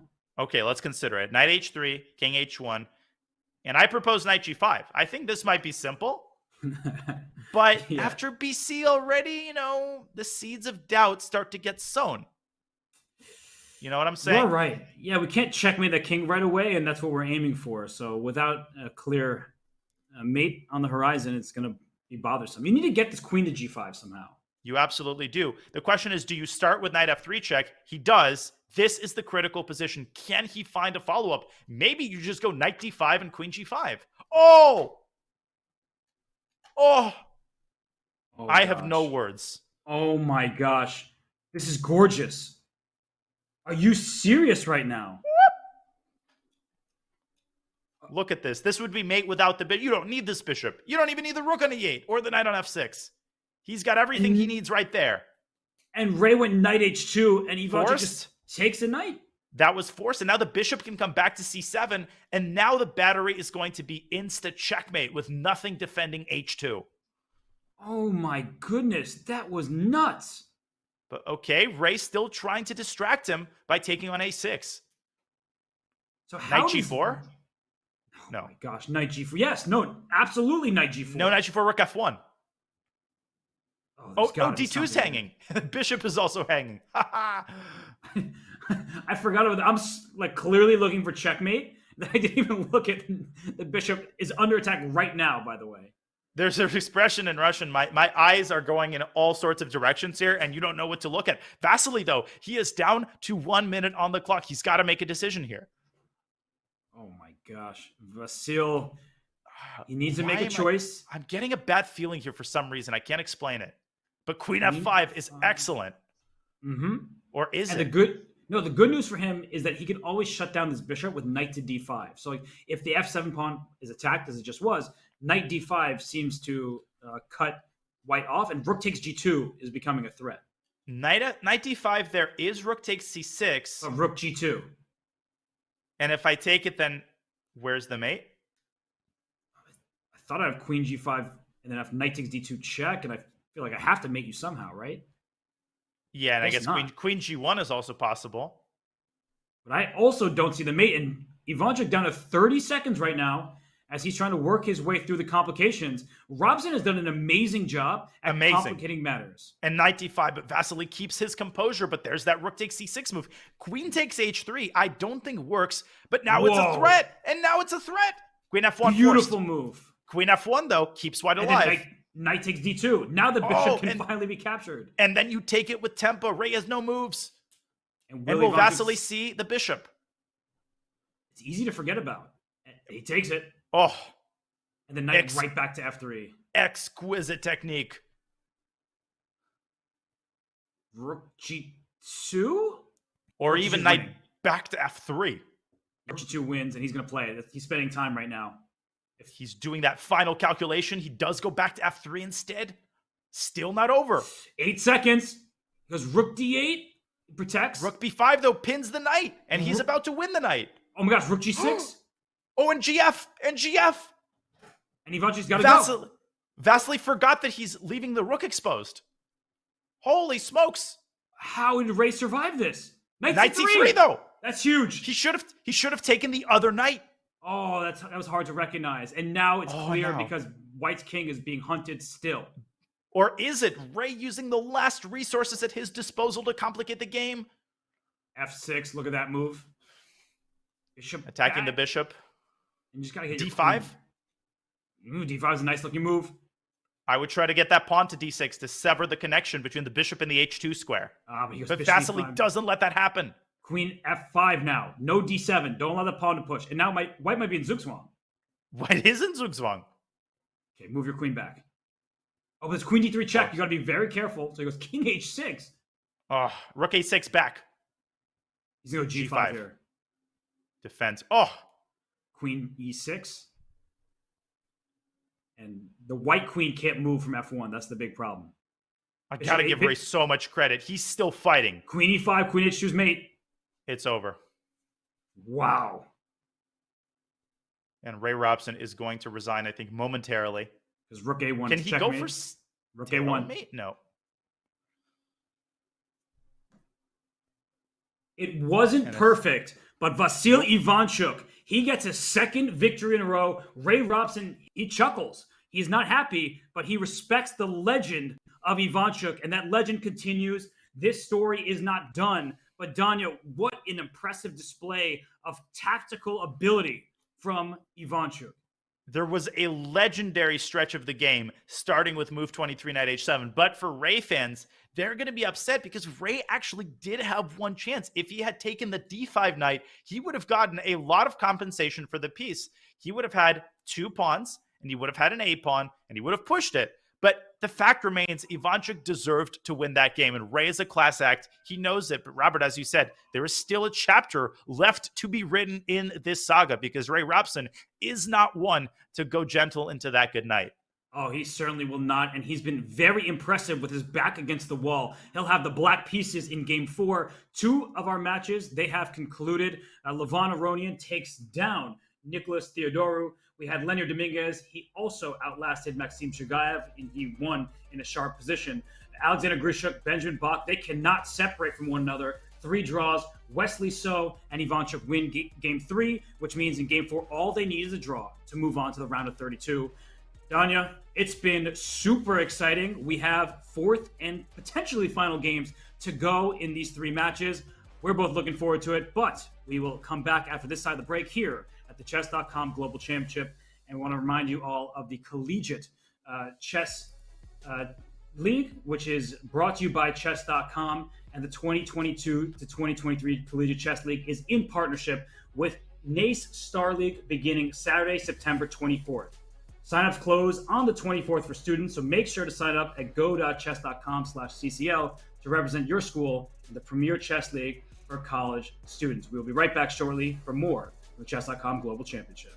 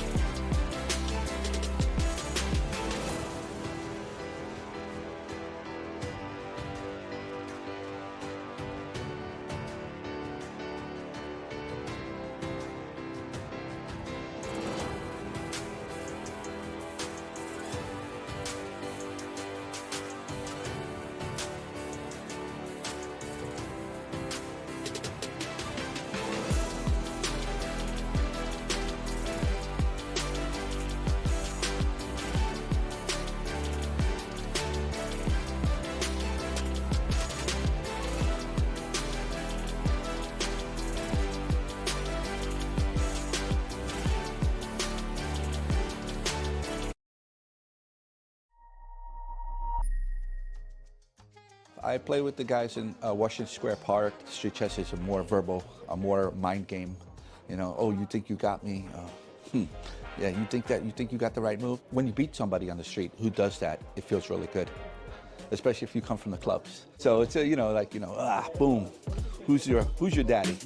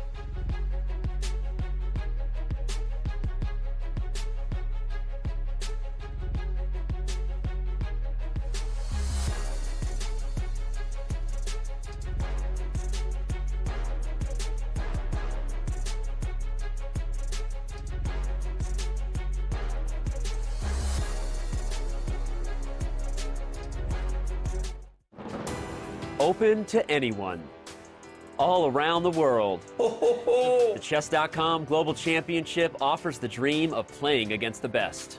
Whoa! And hey, have we mentioned there's also $1 million at stake? The total pot is $1 million. No, that is not a typo. The prizes are unbelievably generous. We began with thousands of players. Now only dozens remain. Jan Nepomniachtchi holds the fort. He moves on, but it wasn't without some serious problems. But Muradli, oh gosh, look at that. That's heartbreak. The CGC knockout phase has arrived. There are those who played their way in, and some are here thanks to their well-earned reputations. No matter who you are, things are about to get very, very real. Oh my goodness, he blundered a piece? Oh, she hung the rug! A trip to the CGC finals and a clean shot at the largest first place prize of the year. My friends, it's the CGC round of 64. Who will take the next step to Toronto? And we return here at the Chess.com Global Championship. I'm Grandmaster Robert Hess. Alongside me today, my good friend, Grandmaster Daniel Naroditsky. Danya, 3 games are in the books in this round of 64 matchup. We saw Levon Aronian and Leonard Dominguez move on, but the other 3 matches still have a lot in store for us. Yeah, I cannot get over the performance of Vasily Ivanchuk after getting flagged in game 1. He has come back in a big way. He has given us the taste of the Vasily Ivanchuk who defeated Kasparov in the 90s, of the Vasily Ivanchuk who was the most feared grandmaster on the tour in the early 2000s. Vasily has been so impressive, and all he needs is a draw in the final game. But Ray Robson is a formidable opponent, and I think we are in for a barn burner in Ivanchuk against Robson, as well as in Alexander Grischuk's match against Benjamin Bok, which is all tied up after 3 draws. Yes, and so many formidable foes have participated in the entire Global Championship in the spring. Thousands were involved in the open qualifiers. Then 32 players made their way through to advance to the play-ins. And of course, this week we started the round of 64. Next week begins the round of 32. We will have the round of 16, October 2nd to 5th. And last but certainly not least, we will have the final 8 going to Toronto for the CGC finals. And 3 players will make their way through the remaining matches of today's action. We know Levon and Lanier have made their way through, but 3 players, will it be Ivanchuk or will Ray Robson strike back? Will Wesley So go forward with another good result and make his way to the round of 32? And in Bok versus Grischuk, will there be any separation between them? 3 draws, 3 close games. They're very competitive. So Danya, what do you think? Who are going to be the 3 people joining Levon and Lanier in the next round? Well, one crazy thing about the CGC, I mentioned this at the start of the show, and it's more relevant now. Just the amount of players who have won on demand. Nobody has won 2 games on demand, although Peter Lecko came close in the morning. But tons of people have won 1 game on demand, and they have done it with black. They've done it with white. It doesn't matter. We have Dingley Ren, perhaps the most prominent person to win on demand. Eric Hansen did it. Several players did it. So Dennis Lazavik can take solace in the fact that he has already defeated Wesley So once in convincing fashion, but now he needs to do it again. And beating Wesley twice in the same match, well, that is a Herculean labor indeed. Yeah, I do not envy his challenge ahead, but it's a great opportunity for the youngster. And our featured matchup of the day has been Ray Robson versus Vasil Ivanchuk. Ray won game 1 in a time scramble in an even position. And then Ivanchuk, he strikes back 2 wins in a row for the legend from Ukraine. So Ray getting the black pieces in game 4. He will desperately claw for victory. And he's nearly 2,700 over the board. So he'll have a chance. But we are going to start with the matchup between Grischuk and Bok. 3 draws between them. Danya, it's game 4. Benjamin has the white pieces. Who do you favor? Well, here's what I'll say. I think that Alexander is not going to force it. He's going to play a solid opening. I think we're seeing that already now. I think Benjamin has to try to press him. Yeah, probably in the grand scheme of things, if you told Bok at the start of the match that you'd have an Armageddon, as they're quickly blitzing out the main moves of the Catalan, he wouldn't be unhappy. But he's got the white pieces. He's dangerous in these solid strategic positions. He's got to try to step on the gas pedal here. And they are repeating their opening, I think, from game 2. What do you make of that?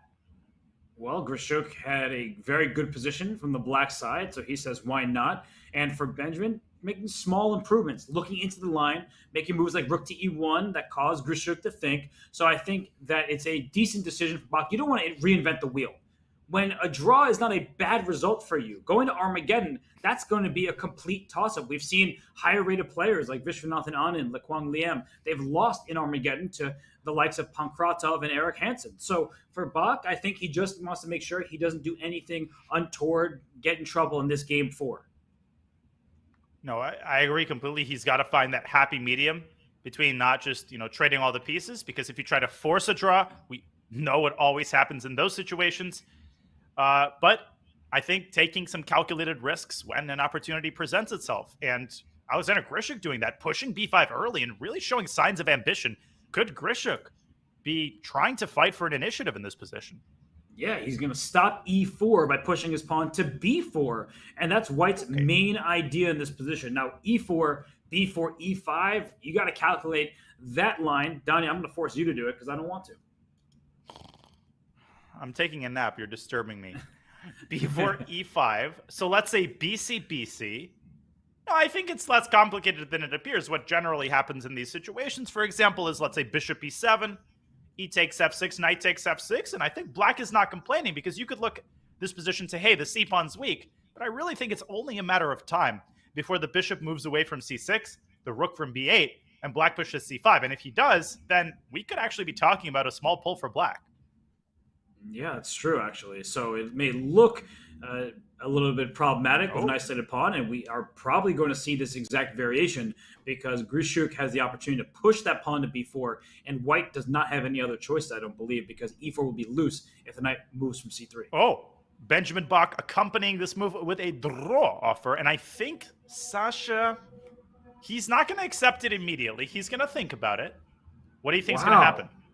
Well, I think it's very telling, right? Offering a draw, it's clear that Benjamin came into this game 4. He wants Armageddon, and we will get Armageddon. The draw is agreed. You know how I feel about draw offers, okay? I wish they played this out, but I love Armageddon. So it's like two completely polarizing feelings for me. I don't know how I'm feeling, so tell me how I should feel.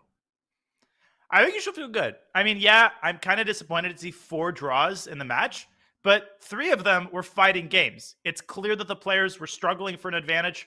This wasn't the kind of draw that emerges from both players not wanting to take any risks. Both of them are solid, especially Benjamin.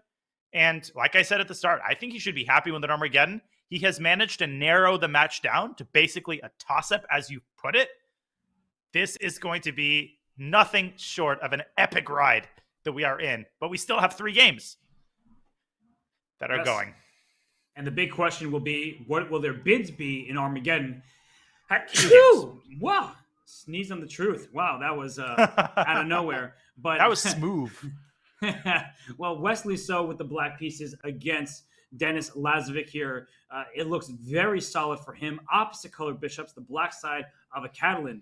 And considering Wesley So is very strong on the white side of these positions, I think he knows how to handle himself with black. Now, Denis did win 2 games ago, but that was in no small part thanks to a blunder, though he did have an extra pawn in the advantage. Yeah, no, it was a pretty smooth game overall, and above all, he managed to put pressure on Wesley in the opening. They do repeat the Catalan, and this time Wesley deviates by playing a6, Grischuk's move, rather than the fashionable b5 variation.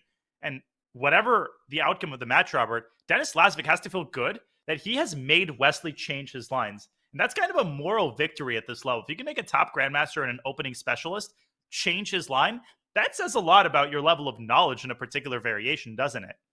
Yeah, and perhaps Wesley respected Denis and was like, I want him to waste the preparation he did during the break. And look at this position that we have on the live board. It's as solid as it gets. No weaknesses to target. The b4 square is black's for the taking. White has 2 pawns in the center to 1 for black. So both sides have their small pluses here, and White typically tries to gain space, capture squares on the king side with a move like h5 even, but where to from there? That's the big question. Yeah, this construction for black is going to survive the apocalypse. While people are scrounging around for food in a dusty environment, black is just going to be chilling in this position. There are no targets. And I'm concerned. I'm concerned for Denis Lazavik's chances. Wesley has spent 7 seconds. Not really, but he has 14 minutes and 53 seconds on his clock.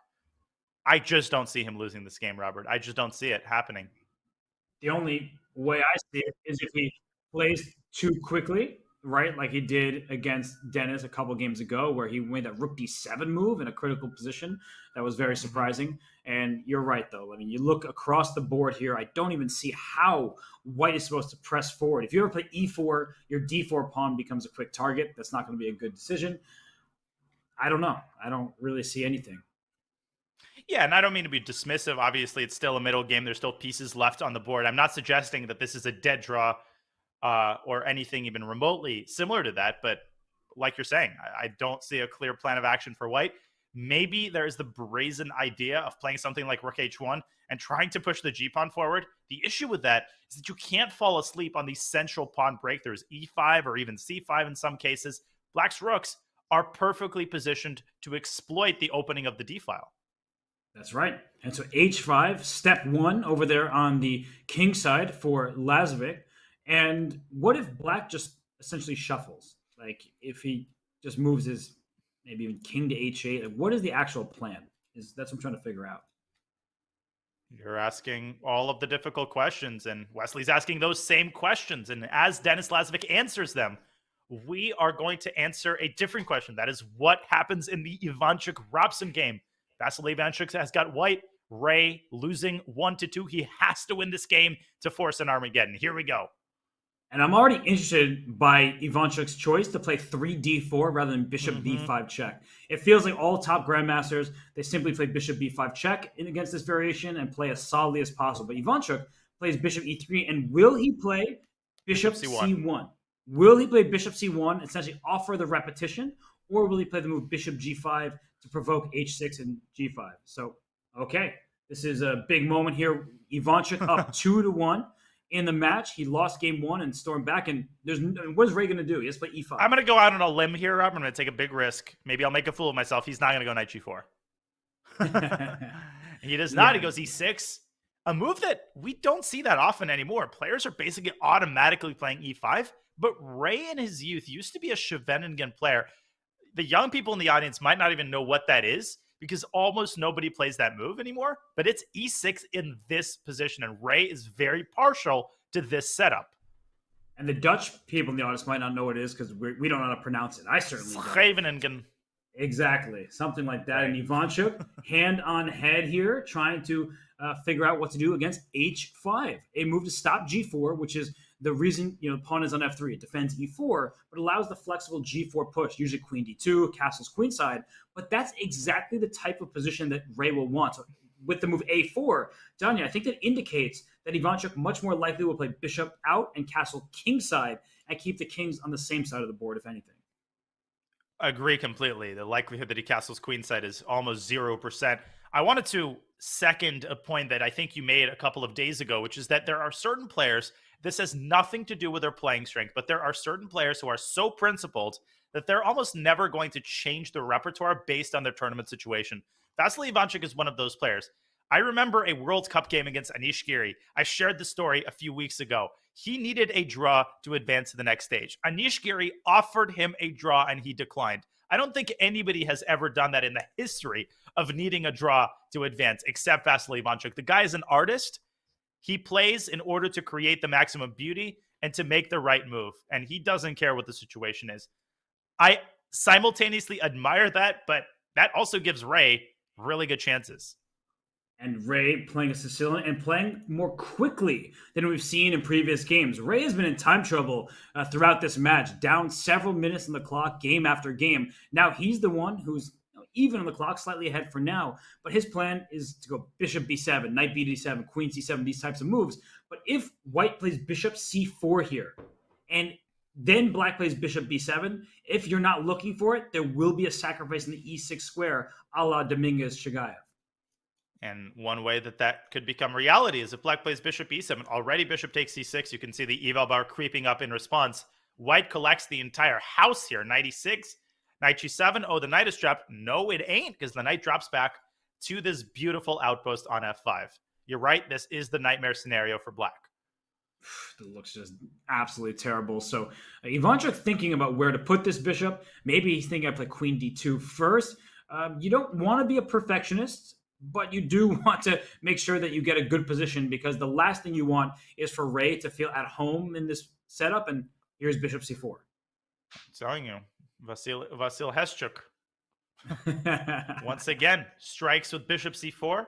Now Ray could safely go bishop b7, but then he has to be very careful about the order in which he develops his pieces. We showed the fault of bishop e7, so maybe starting with knight bd7 and queen c7 would make sense. Right. And I like your arrows all in the 7th rank there. E7 yep. through Boom, b7. Boom, boom, boom.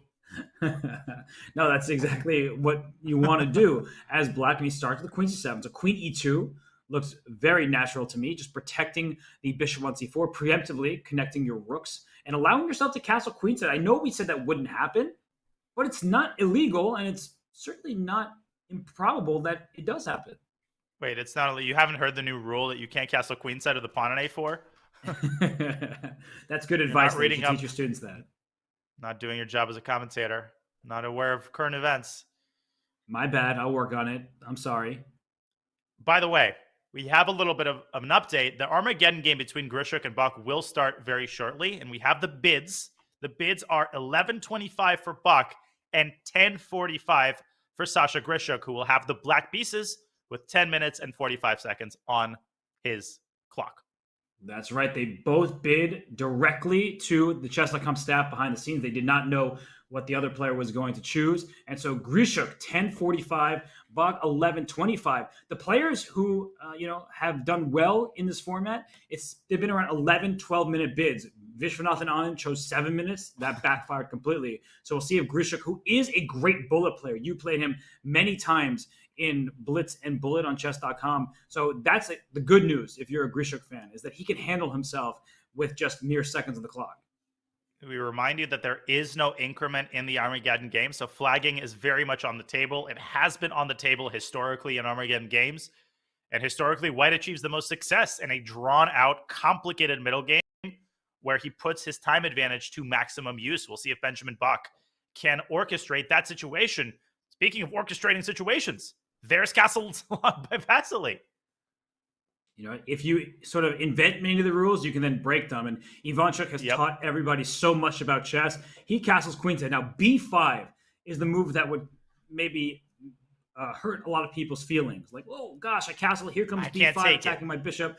A takes b5. A takes b5. There's an open file. But you're also giving away a pawn. And one check on a1 does not land a checkmate. The king can go right back to d2. And look at how many more pieces White has developed. So, yeah, this is a one-check situation. This isn't 3 checks anyway. So this game would be turning in White's favor. So what you're saying is that the pawn on a4, in a way, yeah, it's a weakness. Obviously, it's a hook. In certain situations, b5 is scary. But for the time being, it is working in White's favor, greatly delaying Black's possibility to generate the sort of typical Sicilian play on the queen side. The big question, how is Vasily going to use these couple of tempos to create his own play on the other side of the board? Right. And Ray brings his knight out, just challenging White's knight in the center.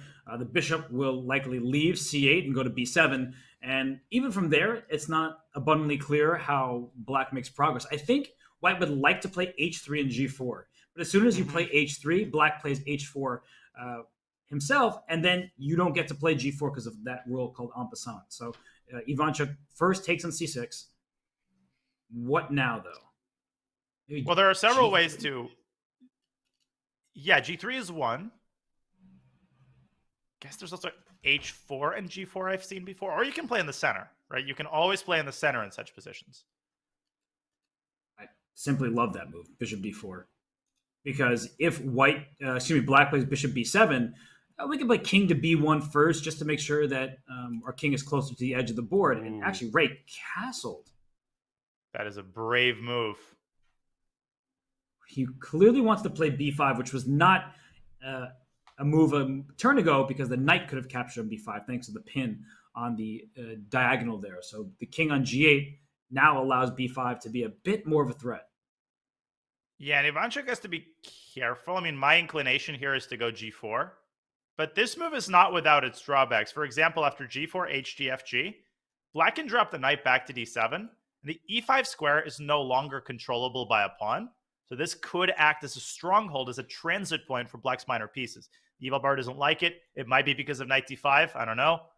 But it's a double-edged position. Ray has gotten the type of position he wants to get. But I think he's clearly worse here, nonetheless. Yes, he is worse, but he has to go for b5, and at least it's the type of position that gives him winning chances. Ivanchuk down on the clock, still 10 minutes and 15 seconds, plenty of time. But Ray should be looking at that. He should be using the clock as a weapon. He definitely should. And speaking of using the clock as a weapon, that is what Benjamin Bok is going to be trying to do against Sasha Grischuk. We will be bringing you the start of that game the moment it begins. And so, b5 by Ray. Here he goes. e5 is a big move there for Ray Robson, and he is striking on the queen side, opening up files. I do not think a takes b5 is good here. Ivanchuk agrees. He quickly retreats his bishop to b3, and if you play b4, the good news is that the queen side gets closed. You didn't play g4, so your e4 pawn's not a target. So how do you make progress here from Robson's perspective? Well, I think you sort of combine treading water with making incremental improvements on the queen side. I would be inclined to play bishop d7. Now, he takes on a4, which makes sense conceptually. You're opening up more files. But for the time being, white's king is still very, very safe. I think Ray is going for the long-run play of attacking down the b file and maybe using the a pawn as a battering ram in case white's bishop stays on b3 to cover the b file. Yeah, I like the decision. Bishop takes a4 is probably a good move just to gain a tempo, hitting that queen on c6, not allowing an immediate rook to b8. And white can play e4 to e5 at some moment. And the good thing about that is you start opening the position more. You have this rook on d1. He does take with the knight on a4. I don't like the knight moving to the side of the board, but maybe, Danya, queen c4 is what Vasil is looking at. He might want to try to trade queens to avoid an attack. Yeah, that's a weird situation. After rook b8, which I didn't even have to play because Ray just did. After queen c4, the black queen can easily escape the queen trade, but not without giving up control, Robert, of the b6 square and making e5 potentially stronger. So will Ray actually have to trade queens in the event of queen c4? And does that impact black's attacking chances? And that's the problem when you need to win, is you often think, I cannot afford to trade queens because without queens, games are harder to win. That's not always the case. There's still chances for Ray in that position. He has an extra pawn from the D through the H file, so in the center. And that means that he can try to open up the position for his pieces. The white king on B1 is safer without queens. It doesn't mean it's completely safe. So Ray will have chances even in the event of queen c4. And you're looking at the move e5 as well. I like that as an option, just trying to open the board up so white can have some fun as well.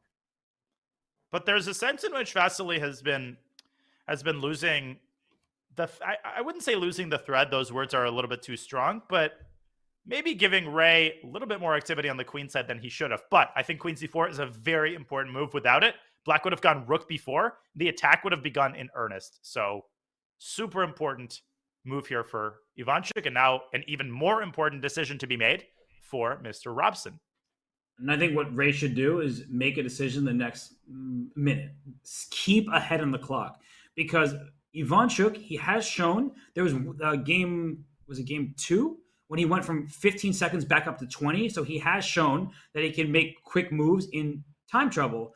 But still, I feel like Ray needs to try to punish him that way. And I'm also looking at the other game because it feels to me like Denis Lazavik is making progress against Wesley So. He is. Oh yeah, my goodness, he's making big progress against Wesley So. His queen gets into h7, and there is no threat of queen h8 check. Normally, that's a devastating threat to win the g7 pawn, but there's a bishop sitting on f6. And Danya, with the king able to go to e7 now or in the near future, the question becomes, step 1, achieved. Queen's on h7, great. Well, that's not going to lead to checkmate. I can't win a piece. So how do I actually create threats and win this game? You're right. The queen operating alone as a single agent is not going to cause that much problems for black. What I think you can combine it with, if you do it in a well-timed and careful manner, is a kingside pawn storm. You can try to go g4, f4, potentially g5. And you can see that if black, let's say, takes on g5, there's h6, maybe using the pawns to open up files eventually later on down the road. If you can open the f file, maybe putting a rook on f1, and also poking and prodding with your minor piece. Bishop f3, maybe rook c5, maybe using the queen side to distract black's attention further and milk his clock down.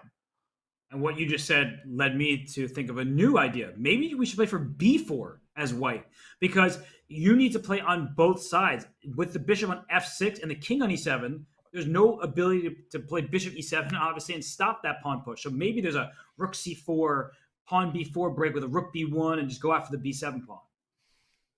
Yeah, that's very interesting. You often see the best players combining play on one side of the board with play on the other side of the board. And when you have a space advantage, that is often exactly what the prescribed method is. As Nimzovich famously said in his classic My System, when you're cramped, when you have a space advantage, you can easily trampoline, that's the word he used, from one side of the board to the other, while the opposing side has less blood flow between the two sides of the board and cannot as easily transition defensive forces from the queen side to the king side. I mean, I love the look of, rook c, he goes rook c5, rook b1, pawn b4. You need to get going on the queen side. And for Wesley, what's his actual plan? He could bring his queen to b6. That actually looks pretty interesting because the pawn on b2 is threatened now. And that is exactly what he does. And I think that indicates his concern for the b2, b4 pawn break. Dennis could still play rook b1, but instead he drops his queen back to c2. Robert, I think you called it. I think it's pretty clear that he has his eyes set on you on b2, b4. Well, b4 is going to be huge. And now with the queen on c2, queen b4, which clogs the square, is met by rook c4, rook b1, and b4 anyway. So this is a tough position for Wesley. He is much worse. And b4 can be played even without setting it up. Like b4, if you take with the queen, there's rook b1 to follow. So that's not going to be good. And if you take with the pawn on b4, white plays a5 and rook b1 anyway, and it feels like black just has no space. You did get my reference, by the way, right? Just to clarify. I didn't hear what you said. What'd you say? When I said he's got his mind set on you. No. It's the George Harrison song, Set on You. Oh, I wasn't thinking about 1960s references. Sorry. I think it's actually 70s, but one of the best songs any of the Beatles ever made. But it's fine. Well, you're being a Beatle right now because you're bugging me with your old school references. So. Oh my God. Yeah, I was gonna buy you a new car, maybe a Beetle, but now that you're mean to me, you'll have to get a worse birthday present. Well, I'm glad you're gonna get me any birthday terribly present. Contrived. I apologize. Okay, I've forgiven you already. I'm just looking from game to game. It looks like Denis Lazavik, he's making some progress, and Ray Robson, he is keeping steady on the clock. He is about equal on time with Ivanchuk, and the position for black is starting to improve in my eyes. Let's go back to that game. And the Armageddon between Bok and Grischuk will be beginning very shortly, and we'll bring you the start of that game. Worry not. Whoa, Ray has avoided the queen trade, and he's got the knight on b6 onto a mighty awkward spot.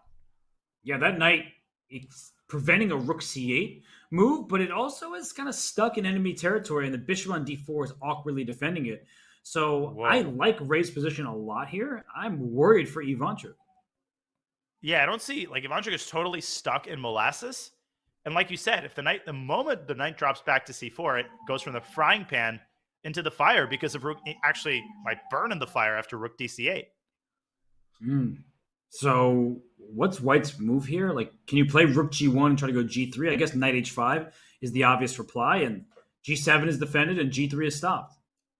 Knight h5 is an excellent defensive move. These dark squares are covered, and that h5 idea early in the opening has worked to perfection. This is looking very, very concerning for Ivanchuk. Ugh, hate this position. Ugh. And look at the clock, 6.5 minutes.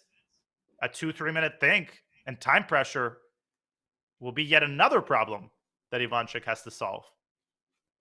How do you actually deal with this? I feel like this position is just terrible. I don't see a move. I do not see a move for white here. I guess the problem we're having is we see moves, we don't see ideas. That's what we're essentially saying. It's like we can go rook G1 or rook C1 or rook D2, whatever, but what's the actual plan? And then I guess on the flip side is what's Black's plan? So it looks good for Black, but how do you actually start making inroads and trying to win this game? Yeah, and I think Ivanchuk adheres to that philosophy with Queen A5. He just says, okay, I'm going to make sure that I don't lose my knight, and I'm going to toss the ball back into Ray's court. I'm going to force him to find ways to improve his position. And we'll see if that strategy is successful. So Queen on A5, Knight on H5, looking good. And the game between Bok and Grischuk is underway. We see Grischuk's clock. It's not because he sat for a think. It's because he made a bid and started with less time. Although we could probably find some Grischuk games where he did have this amount of time after move 1. I'm sure you can, but 10 minutes and 30 seconds, quite a lot of time. However, if Bok can, I like what Bok's doing in the opening. He is not playing something that's forcing, because when you start trading pieces off, it makes Grischuk's task easier, right? Less optionality, good thing often when you don't have time. So playing this opening in English, he'll play D3, he'll develop his kingside knight, castle, go for a pawn storm on the queen side. I think it's a good choice. And for Alexander Grischuk, and just in general, when you're on the black side of an Armageddon game, you want to avoid also playing too fast. Sounds paradoxical, but I've seen players overcompensate. 10 minutes is not 1 minute. It's not 3 minutes. It's okay to drop below 5 minutes. It's a lot more important to get a decent position, because facing a worse middle game with less time is the worst possible scenario that you can find yourself in. I know we just got to this game, but I think just for a second, I just want to flash on over to the Ivanchuk game. A big turn of events that are not in Ray Robson's favor. Whoa. If you look at the last two moves, Queen A5 was Ivanchuk's choice. And then after Knight H5, he plays C4 because the Knight on H5 is loose on the 5th rank. Oh my goodness. LPDO and full board awareness for Ivanchuk. So Ray responds, amazing that he has this move. He plays E5 counterattacking the bishop. But that in turn frees the knight from jail, and it is more than happy to return to freedom. Oh, this is looking very promising. I mean, he doesn't even need to win the game, but with A6, potential target, pawn can go to B6 for white. I just had to bring us over here because I saw this happening at the corner of my eye, and Ivanchuk, I think he can breathe a bigger sigh of relief. 100% justified. Before we switch back to that game, do you think after AB5, which is on the board, he should play Queen C7 to force the queen trade, or should he play a qualitatively improving move like Rook C1? He can also take on D4 if he wants, but Queen C7 is certainly appealing. Looks like there's something winning for white. I'm just looking at the eval bar now. Whoa, +3. That means E5, is it? right? It's got to be E5. E5 blasting through in the center. And again, the fact that this knight is undefended hurts black because you can't take on E5 due to Rook takes E5 with a Forkovich. Wow. So big opportunity for Ivanchuk to move on. By the way, Wesley So has evened up his game against Denis Lazavik. I just looked on my screen there.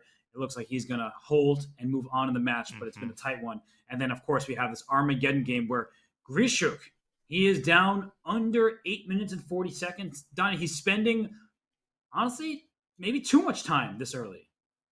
Let's take a look at that position. Yep, 8.5 minutes indeed. And Benjamin Bok is just proceeding with his natural standard queenside plan, pushing the pawn up to B5, orchestrating pressure on C6. You're right. I think he's gotten exactly the type of undefined, complex middle game that you want to get in an Armageddon game. Oh, gosh. Yeah, it's a bit vague in terms of where the future of this game is going to go. But that's good news when you have more time. But now Benjamin's thinking perhaps black will be able to continue in the center. But anytime you make a pawn push like D5, you have to worry about this G2 A8 diagonal. You have to worry about your E5 pawn. So for Grischuk, it's not going to be so simple how to come up with an active plan of his own. On the other hand, white also doesn't have that many pieces that can be used as tools to attack the queen side. The pressure on C6 is annoying for black, no question about it. But black also has the tools at his disposal to protect this pawn many times over, the simplest of which is to put the rook on C8 if white moves the knight away from D2. And don't fall asleep on black's attacking chances on the king side, right? There's G5, F4 ideas. Maybe at some more opportune moment, Grischuk could consider playing D5. So Benjamin, it's not all peaches and cherries for him here. No, but I would love a fruit salad after our commentary is done. I'm getting pretty hungry. And for Benjamin, he needs to win this game. He's got no other choice. So rook c8, a calm choice by Grischuk, protecting his pawn on c6. Maybe he will, in fact, play d5 there. Maybe play g5. I think, Danya, oftentimes people see Armageddon. You just need to draw a game. Why would you play g5? It's so risky. But if you sit and do nothing and you give your opponent everything that he could ask for, that's no less risky of a decision. Reminds me of David Navarra playing aggressively against Michael Adams. Against Michael Adams. Michael Tal against Michael Adams in their Armageddon game 2 days ago. He played as if he had to win, and that is often the most successful strategy. Right. So, by the way, in the bottom right, we have the game between Ray Robson and Ivanchuk, just so everyone can keep an eye on that. It looks like Ivanchuk just pushed his pawn to f4, so we will keep close attention to that one. And by the way, d5 was in fact played, and the knight to e2, so that e5 pawn is in danger. It is indeed. He has to defend it. This is the linchpin of Black's entire strategy, and I think what is giving Sasha Grischuk pause is that bishop d6, you have to reckon with the possibility of cd5, and queen takes c8. Robert, I have no idea how to evaluate this position, but the eval bar does, and it seems to be suggesting only one thing. This is bad for Black. Oh, goodness. That is not good news for Alexander Grischuk and his many fans. So you have to be very, very careful in the current moment. So bishop d6 to protect e5, that's possible. You could also push the pawn to e4, right? That's giving the knights the d4 and f4 squares, so that's clear drawback. I like Benjamin's position. And the clock continues to tick down. Once again, no increment. So with every ticking second, Alexander Grischuk's chances get worse and worse. He's 6 minutes down. He needs to be very accurate. There is no more room for error in his position. Speaking of room for error, I think Wesley So, despite some errors in the early middle game, is very, very close to holding the fort and winning the match against Denis Lazavik. Yeah, but huge time trouble for both incoming. Denis Lazavik down to 33 seconds. Wesley just around 40. And he's trying to think, can he take on d5? But if that bishop gets to d5, the f7 pawn is an immediate target. b6 is hanging as well. This is anything but clear. No, the way you describe it has made me realize that Black still has to be very careful. Obviously, White is not risking, but that is a total moot point. A draw is tantamount to a loss. Can Denis Lazavik intensify the pressure on f7? Rook d3 comes to mind here. Yeah, rook d3. I think Black will play bishop c5, cutting off the queen and the bishop over there. That's a huge move. You need to parry off the threats, push White's pieces back. With that rook going to f3 in the near future after queen c4, for example, this is starting to look uncomfortable. This is indeed. Rook f3 is all ready. Wesley So, all hands on deck here defending f7, but that is very, very passive, Robert. And now Denis Lazavik continues to snipe at all of the weak squares in Black's position. And you have to look out for back rank checkmates. The queen covers h7. Queen f5 could be a threat. And after queen f5, bishop takes f7 check is now on the horizon. So this is a big moment for Denis. We have the 5-head cam as he's leaning in, trying to find his way through this position. What does Wesley do here? Bishop takes f7 is a devastating threat. If he moves his king, then he allows bishop e4 threatening the h7 square, and he moves it to f8, queen h7. No, that's not the move. Wait, there's also bishop e6, bishop c4, bishop e6. Oh, he missed it. Bishop e6 was winning on the spot. Oh, he needed to preserve the ability to play. And now queen takes f7. Queen f6. He forgot about queen f6. Oh, it's still not over, though, Robert. The Black king is still weak. And no checks available for that Black queen. 6 seconds. Wesley's got to move. He goes queen d4. Good move. Queen f6. King e7. Running. And everything is protected. Look at this. The queen protects everything. He's out of the woods. That's it. Or it's not it. Bishop b5 still trying. No checks for Black here, but only a few checks for White. But king b8, bishop c6. Bishop c6 now? Wesley. King d8. Oh, gosh, this is close. Oh, Queen my e8 goodness. check. So close. 1 second. Barely gets the move Bishop up. b5. Queen d1, going for queen h1 check. And the h5. And now it's Wesley's turn. I think he's done it. It looks like he's getting close. Bishop c6, taking away the checks. Oh. And this is why the problem... Go ahead, sorry. No, the problem for Dennis is that if you move the bishop away to a different diagonal, you run the risk of getting the queens traded. Right. And now G7 is hanging, so bishop D4 looks like a possibility. He goes queen D4 back. He just is keeping every single piece protected. He is indeed. 1 second for Dennis. He is going in circles, and Wesley is not about to blunder checkmate on D7. And you have to move a pawn at some point. Otherwise, there's going to be a 50-move rule or repetition, and that's not good because none of your pawns have anywhere to go. Queen D7, bishop E6. What a trick! Nice try there by Denis Lazavik. Although this is getting a little tricky. Queen G8 check. Queen G8. Queen G8. Oh Queen my gosh! C8. Oh my! Oh my gosh! He completely missed it. Queen C8, Queen D7. Won the bishop or the queen. Oh, he had a win. Oh my goodness! And now Wesley is again fully safe for the time being. Queen A8 here. Just throw your queen into enemy territory. Gotta try it. Oh, no. No more That's threats. not the way. Queen D5. Queen D7 is going to trade queens. Watch out. Oh, bishop F5, still keeping the queens on the board. And we've seen this position before. Queen F6. I think it's immediately a draw. I think he's good. Wesley is now fully safe. Oh, still keeping the queens on the board. That one move blunder, though. I mean, Denis Lazavik is the only opportunities you're going to get against Wesley So. Yeah, he will not give you a second one, although maybe he will. There's a mate in one threat. Queen A7, you have to go to D6 because Queen B8 would have been mate. Again, he's gotten the king out in the open. And way out in the open. It's running behind enemy lines. I think it's going all the way to B2. No, back it goes to D6. And it's going to go back to E5 now. Wow, what brave move by West. King D4 now. Keep going. And he's the full 9 yards. Will he get there? Queen G2. Queen B7 probably. And then so nerve-wracking. Again, I think queen trade out of the question. A few moves away from the 50-move rule. Oh, absolutely. I haven't kept track, but I do think we're like 5 moves away. But White cannot afford to play G4 because that opens up the third rank and gives Black enough counterplay for a draw. And 1 second when he made that move, he's probably trying to figure out when the last pawn push was. And repetition is so close here. At this point, you have to start worrying about it. And that's the 50-move rule. Wesley So survives and advances, and Denis Lazavik gave him all he could handle from a position that didn't look like much. You got to give the youngster from Belarus credit. He almost tied this matchup. He was winning at several moments. He kept his head in the match. He came back from a loss in game 1, and what a way to get out of the CGC for Denis Lazavik. He will hold a set up high indeed, and he will take $5,000 home, every penny of which is very well deserved. But I have pulled up another time scramble as Vasily Ivanchuk tries to hold the position to win the match against Ray Robson. What is going to happen? What is even happening? So White is up a pawn. So if there's no checkmating attack and White can stabilize, he will be up material. The knight on d4 is excellent. The checkmating pattern along the b2 square is going to hurt. But the bishop on g7 done. That's why Black can't possibly be better. The bishop is not participating.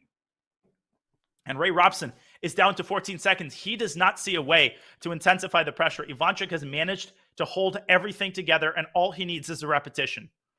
And Queen B3 here, offering the queen trade, seems to be a good idea.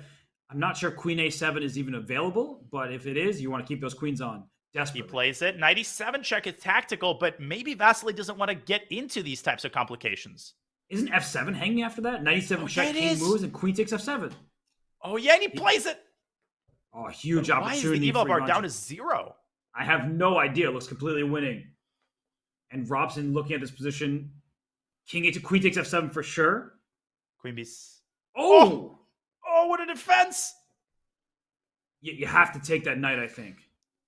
What about Rook F3? Rook F8. Oh my gosh. There's also C4 ideas if you're not looking out for them. I think you should take, but Robert, after queen takes C7, the black bishop all of a sudden gets super active. Yeah, that's not what you want. Queen... Queen G4? Rook E3, bishop H6. Okay, because queen E4, bishop E5, there's rook B3, that's huge. And rook B7 if you don't trade my rooks. lands. But rook B4, another excellent move to keep the initiative going. And bishop takes E5 now, is there rook E3? 1 second. Trade queens. You got to trade queens here. Rook b2, rook d2. And rook c2, bishop c4. Like, this should be... This game... Oh, it's far from over, though, Robert. He's going to try to get his king into g3. And I'm nervous about Ivanchuk's time, right? That was not good for him in game 1, and he plays b3, he played king c2. But I'm with you, Danya. King g5, king f4, king g3. Bring that king in. But I think the fact that Ivanchuk is still at 20 seconds, he's got to try to stay over 10 seconds. I think that gives him enough time to react to unexpected moves. And king d3 is excellent. But if you get the king to g3, there might be an exchange sack at some point. And don't go b4 because of rook c1 check, but now b4 is a huge threat. Stopped in its Ray tracks. parries it. Okay, bishop, watch out for rook moves. Okay, he goes rook to e1 just to avoid that. The good thing for Ivanchuk is that even if the king gets to g3, how are you going to put any pressure on g2? That's the problem with opposite-colored bishops. Right. You need to be able to sacrifice your rook for the bishop somehow, like on the f3 square, but Ivanchuk is not going to allow that. And look at him showing off technique in online blitz and bullet. And b4 forcing the queenside pawns off the board. He is within a millimeter of securing the draw. Barring a blunder, this should be in the bag. And rook going to g4, g4, that seals it. That basically does king c3 or king a4 even. I think that Ray should like king h2 at some moment. No, that's it. That's it. Rook takes g6. There are no winning chances here. 0. And look at Ivanchuk's time. He's got 20 seconds. I'm telling you, it's great. But why did he let the king get out? I thought he should have cut it off along the e-file. He's not worried rook about b4. it. He's going to king b5, get his king away from the side of the board. Wow. I think at this point it's pretty clear that unless he mouse slips or blunders his rook, there are 0 winning chances. That would be tragic at this point for Ivanchuk, as Ray Robson doing everything he can. He was your pick to win the group, but Ivanchuk says, I don't think so. And unless there's a mouse slip, somehow his connection goes out the window. Vasil Ivanchuk, the streamer, the legendary player, is going to move on. Hey, I did...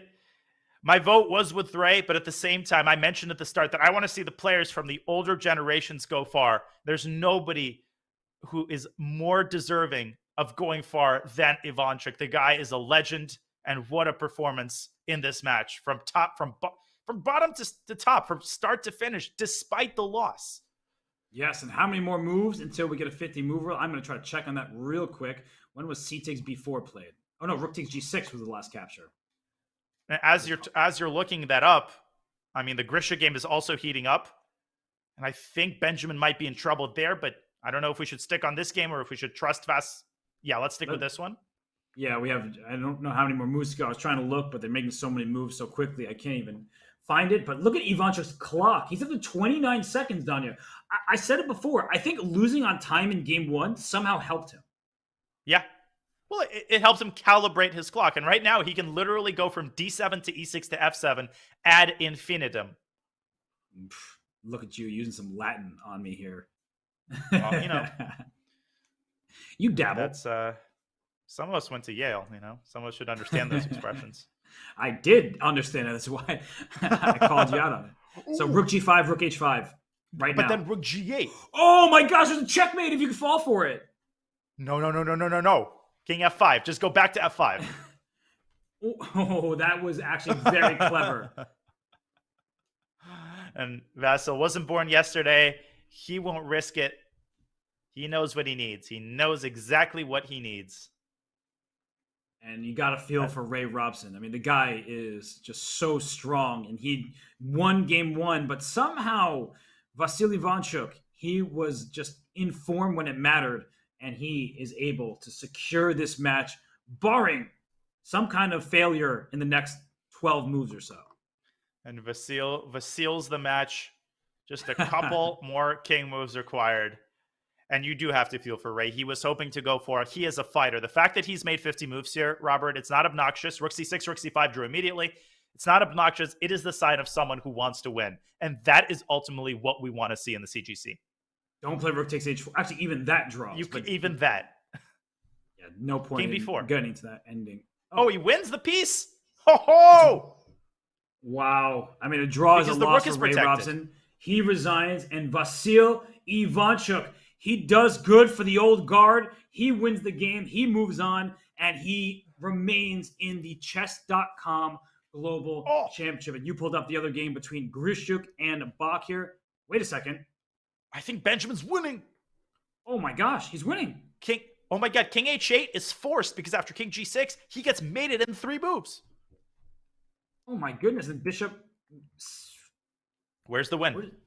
Where is the win?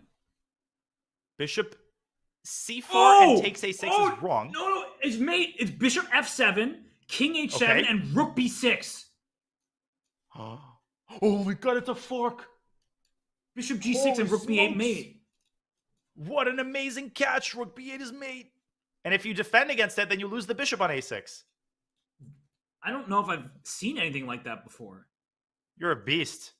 Well, it helps when it says, like, the eval bar is, like, through the roof. So, like, there's a win somewhere, and I look for the checkmate threat. But that might be the only win, Robert. And Grischuk is now down still 40 seconds on the clock. But if Benjamin doesn't find this, then Black still has chances to draw. Do not play Bishop C4 and Bishop takes A6. And he goes Knight C2 attacking the Rook. The Rook goes to A5. I think that idea probably still wins, but it's not as effective anymore because the A6 Bishop is no longer hanging. Yeah, and this is actually not easy. And Benjamin, he's still ahead of the clock, and we know that he's a very, very good bullet player. But you can get nervous in this situation. He needs to win. He can't afford a draw. And if Black gets the G5 move in, for example, that gives Grischuk a new lease on life. I'm sure he is nervous. You're about to knock Alexander Grischuk out of the CGC in the first round. That would be a major upset.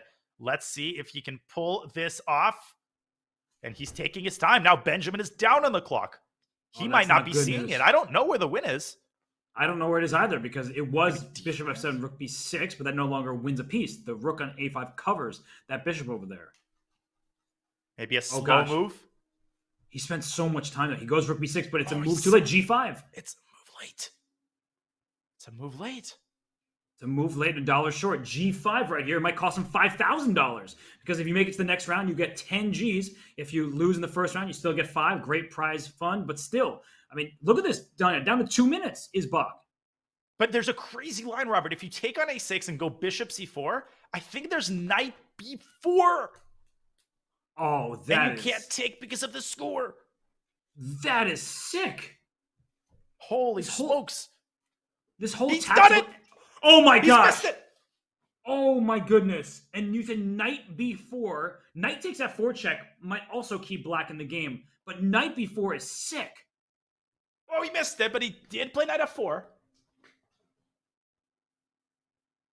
Ooh, but you know what's good for Bok is he has this pass pawn. So what you need to do if you're Grischuk is trade pawns and give up your rook for a minor piece in the D4 pawn. And by the way, Daniel, look at the H2 pawn and the H8 corner. That's a dark square and a light square bishop. So there's all sorts of opportunities for Grischuk to hold this game. But White now is technically winning with proper play. But given that Knight B4 drew immediately, this is a big mistake. This gives Benjamin a serious chance. He can also use Sasha's clock. Grischuk will have to spend time to make sure he doesn't miss a fork, to make sure he doesn't give the F5 pawn away easily. That's exactly what he might be doing here after Knight E3. Knight E3 is a Rook B2 check and a potential like Rook B3. This is not looking good though. The pawn endgame might actually be a draw. Like if you can give up the rook for the knight and the bishop and White has the d-file, that might still not be winning. Okay, so where does the king go? Here. Okay, Rook B3. No, that pawn endgame is lost, actually. The D4 pawn is perfectly placed. So Bishop takes F5, Rook B3, there's King F3. You keep your pieces together. White's winning here. No, Grischuk needs to go for the clock. He just needs to move quickly. He needs to milk the clock and then get Bok into a knight versus bishop position. And I think that's a good start, cutting off the king. I don't care what the evaluation says anymore. No, totally. Just whatever makes it as difficult as possible. Every second is golden. Knight F5 would have been a horrible blunder there due to rook takes D5. Whatever Benjamin does, do not give away the knight and the d-pawn for the rook, as you said. Right. So that's why the bishop on E6 will remain anchored to that pawn. And just move. Grischuk has to move. He's up 10 seconds. He has an opportunity here. King D6. This would be a crazy comeback if he can make it happen. Great move. Look at that retreat, though. Knight F3 and then King G4 is not available now. Oh, he moves the bishop back. He wants D6, D7. The path is paved. Grischuk stops him, but here comes the king. And 48 seconds for Bok. 53 for Grischuk. Bishop back to e6. Move the rook back. If king but e3 the lateral checks are so annoying here for white because of the risk of having to give up your knight. Yeah, rook a4, knight d4, rook back. Oh, the h3 pawn's defended, though. Excellent move. The h3 pawn's protected, so knight d4 is coming. Right and now, d6 is unstoppable, or is it? Knight c6, but 35 seconds. Oh my gosh. Oh, but Robert, rook, yeah. king d4, king c5 is going to pave the way for the pawn. I think he's going to win this. But what about knight and bishop versus king? Like, just can you do it though? You can't get rid of the h pawn. Oh, Benjamin's going to win. Time. He's going to move. That's it. That's it. This is tantamount to resignation. I think Grischuk acknowledging that Benjamin has his winning over the board and he's not even moving and he's got 19 seconds left. There's no increment. He is going down. I can't believe he missed knight b4. That would have drawn on the spot, and he resigns, and Benjamin Bok wins the Armageddon. And there you see celebration from the Dutch Grandmaster Bok. He can hardly believe it. He wins. Grischuk says goodbye to the tournament as his camera goes black.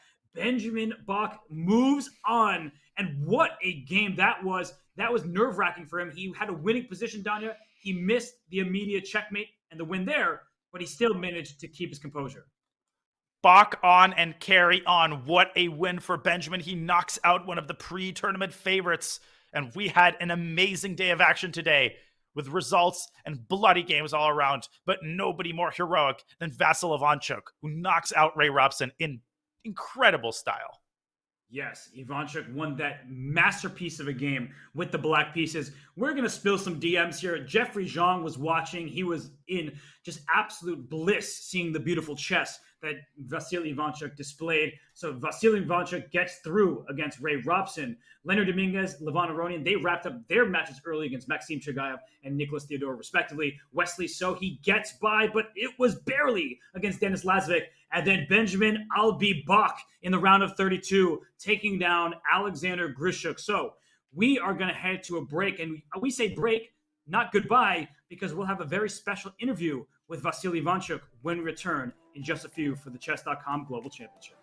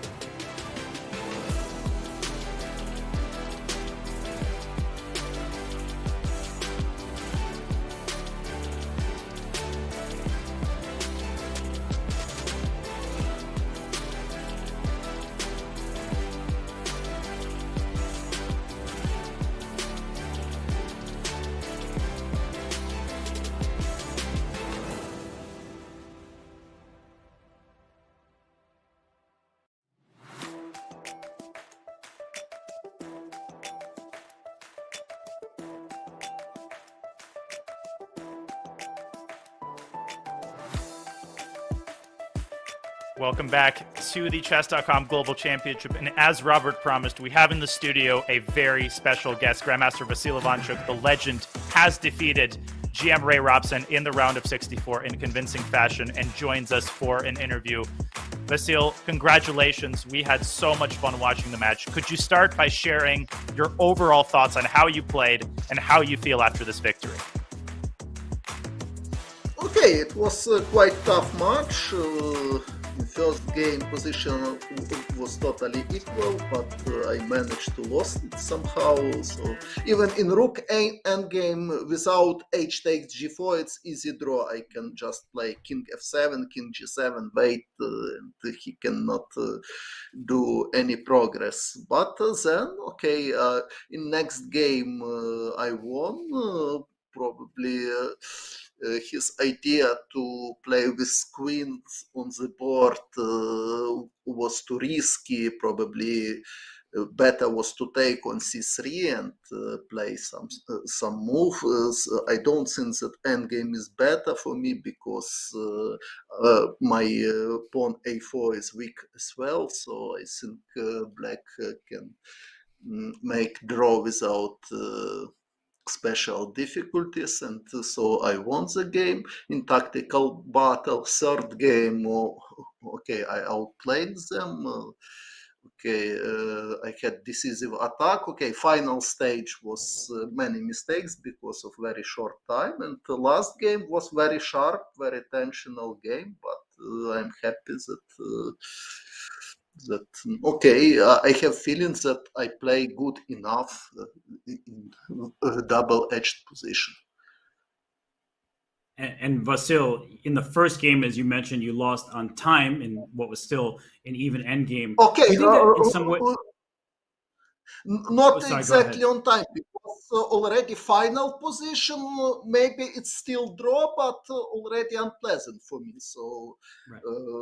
It's not totally by time, but of course I made a big mistake to take on g4 from h5, at least from practical meaning of view. Yeah, and no, before, that's very fair. So position was at least equal, probably even I was slightly better, but I managed to lose it somehow in an incredible way. Yeah, I was going to ask, did in some ways losing that game help you play faster in the next games? I know you've been playing in Title Tuesday and in the Champions Chess Tour. So do you think you just needed to find your rhythm in the match? Okay, maybe I need more practice, especially in Chesscom. So okay, but I'm planning to play Title Tuesday sometimes. Probably I will play some training games in Chesscom. So yes, I need this. That's true. Vasil, you have Wesley So, a very easy opponent in the next round. Obviously, I'm kidding. Do you have a lot of experience playing Wesley? What do you think of him as a player, and how are you going to approach that match? Okay, I have some experience. I don't remember exactly how many games I played against him. Probably 8 games, probably even 10 games. Score at the moment, it's not good for me, but okay, I will prepare. I will try to show my best. Yeah, well, your best today was jaw-dropping for all the fans. They loved your game, in particular, the third game with the black pieces. It was electric. So, Vasil, you have so many fans out there. You're streaming as well. So, are you going to game with black pieces or what? Against Vance? When you what you mean? No, sorry, today against Ray. That game with the black pieces was today. Very today. nice. Yes. But I was going to ask you, do you plan to continue streaming? Because I like watching your streams where you go over famous games. Yeah, you mean in Twitch? Yes, of course. Yeah. I will. Okay, but I'm not planning to do it during the tournament because tomorrow also I will play in Magnus tournament. I will start to play, and then I need to prepare against Wensley, of course. So probably nearest day I will not have time to stream, but after finish it. after after finishing these two tournaments, okay, I will do my report, not only about this, okay, I am planning to continue my match against Yusupu, also match between Alekhine and Ava, and many other interesting things. Yes, I want to do it. Well, Vasil, we will be looking forward to your... Of course, I think you're making a lot of new fans as we speak. You already have so many fans, and we will be watching carefully as you take on Wesley So in the round of 32. Vasil Ivanchuk, thank you so much for joining us. We will let you take your well-deserved rest after an awesome victory. Okay. Good night. Okay, for you it's not night, but for me it's about 11 o'clock. Okay, bye. Okay, have a good rest, night to you. What a gentleman and a legendary chess player is Vasil Ivanchuk. He says good night to Ray Robson's tournament. He beats him 3-1. You see on the scores there. He lost the first game, and he won 3 in a row. The Turkey allows him to move on. He will face Wesley So, who struggled in his match, in his black games against Denis Lazavik. He was worse in those games. He scored half out of 2 there. So, Danya, as we look across the 5 matches today, Levon, Lanier, there's not much to say. They really had their way with their opponents. But the other 3 matches were very close. Yeah, Levon and Lanier made it look easy, as top grandmasters generally tend to do. But you're absolutely right. Wesley So could have been playing an Armageddon as we are speaking right now. Instead, he held the fort by the skin of his teeth in the last game. But he's going to have to step up his game against Vasil Ivanchuk because the guy is confident. He's, I think, a lot better than anybody expected online. He's been doing well in Title Tuesdays. He isn't just getting into time pressure after 5 moves. Vasil Ivanchuk is with it. He's in good form, and he is ready to win again. We will see whether Wesley can bring his A game to that match. And Benjamin Bok, I got to highlight him. The cold-blooded Armageddon against Sasha Grischuk. And we have a major upset as Benjamin Bok gets to the round of 32. And he can go far because he's got the right mix of solid play, good opening preparation, and confidence, Robert. Yes, and he's really good with the mouse speed. So Benjamin Bok eliminates Alexander Grischuk. If there were no perfect brackets heading in today, which there were none, there definitely wouldn't be after that match. It's an upset, the 7 over the 2. We love Alexander Grischuk. Every chess player should. But Benjamin Bok says, well, not today, buddy. You're out of the event. And will he face Jeffrey Zhang or Vasil Ivanchuk's compatriot, Alexander Bortnik? That's a big matchup that we're going to have on Monday. But let's talk about Group A as well, because we did just see Lenier Dominguez secure his spot in the next round. He takes on Canadian and chess bra Eric Hansen. And Hikaru Nakamura still has to play his match of 64. I know everybody's looking forward to that one. He's facing very strong Chilean grandmaster and blitz expert Rodrigo Vasquez. So not a given, not a walkover for Hikaru, but he will, the winner of Nakamura against Vasquez is going to play David Navarro, who won that Armageddon against Michael Adams. And we are in for some more fascinating matches here in the round of 64. And of course, Levon Aronian, he's in a different group than the rest of the players who competed today. He's in Group H, and he makes our life easier in terms of knowing who plays whom. And we have Levon Aronian against Maxim Matlikov, Sam Sevin against Maxime Vachier-Lagrave. And Matlikov is not a player that Levon Aronian will take lightly. He takes the entire event seriously, but Matlikov has been over 2,700, still in that 2,670, 2,680 territory, and that will be a difficult challenge for Aronian. It will indeed, and a lot of these matches are coming your way on Monday, so you will not have to wait long for the next batch of action. We will see Hikaru Nakamura on Monday, so we're going to expect thousands to be tuning in. I can't wait for Monday. Tomorrow's going to pass by in a flash, and we'll have more CGC for you very soon. But for now, Robert, I think the time has come for us to wrap it up and for everybody to enjoy a little bit of break before the action continues on Monday. Yeah, everyone deserves a day off before we get to see Hikaru Nakamura take on his first round opponent, and Jeffrey Zhang against Bortnik, Caruana against Kravtsov. I mean, come on. You are going to be spoiled come Monday. So enjoy your Sunday. Maybe watch some American football. just get some rest and relaxation. Oh, yeah. Talk to your loved ones. Like, we know that you've been doing nothing but watching chess during the Global Championship, but I do want to thank you, Danya. It's always fun to commentate with you, especially when we have legends of the game like Vasily Ivanchuk. But no matter who is playing, no matter how many people are watching, it's really just a fun time for me. Likewise, Robert. Always a pleasure. No better way to spend my Saturday than watching some awesome rapid chess matches and watching Vasil Ivanchuk continue to dominate the chess scene. Monday is going to bring new matches and new action and new intrigue, but for now, I think we've all earned a little bit of a break. We certainly have. So we say goodbye. Thank you so much for stopping by, and continue watching the Chess.com Global Championship on Monday when the action returns.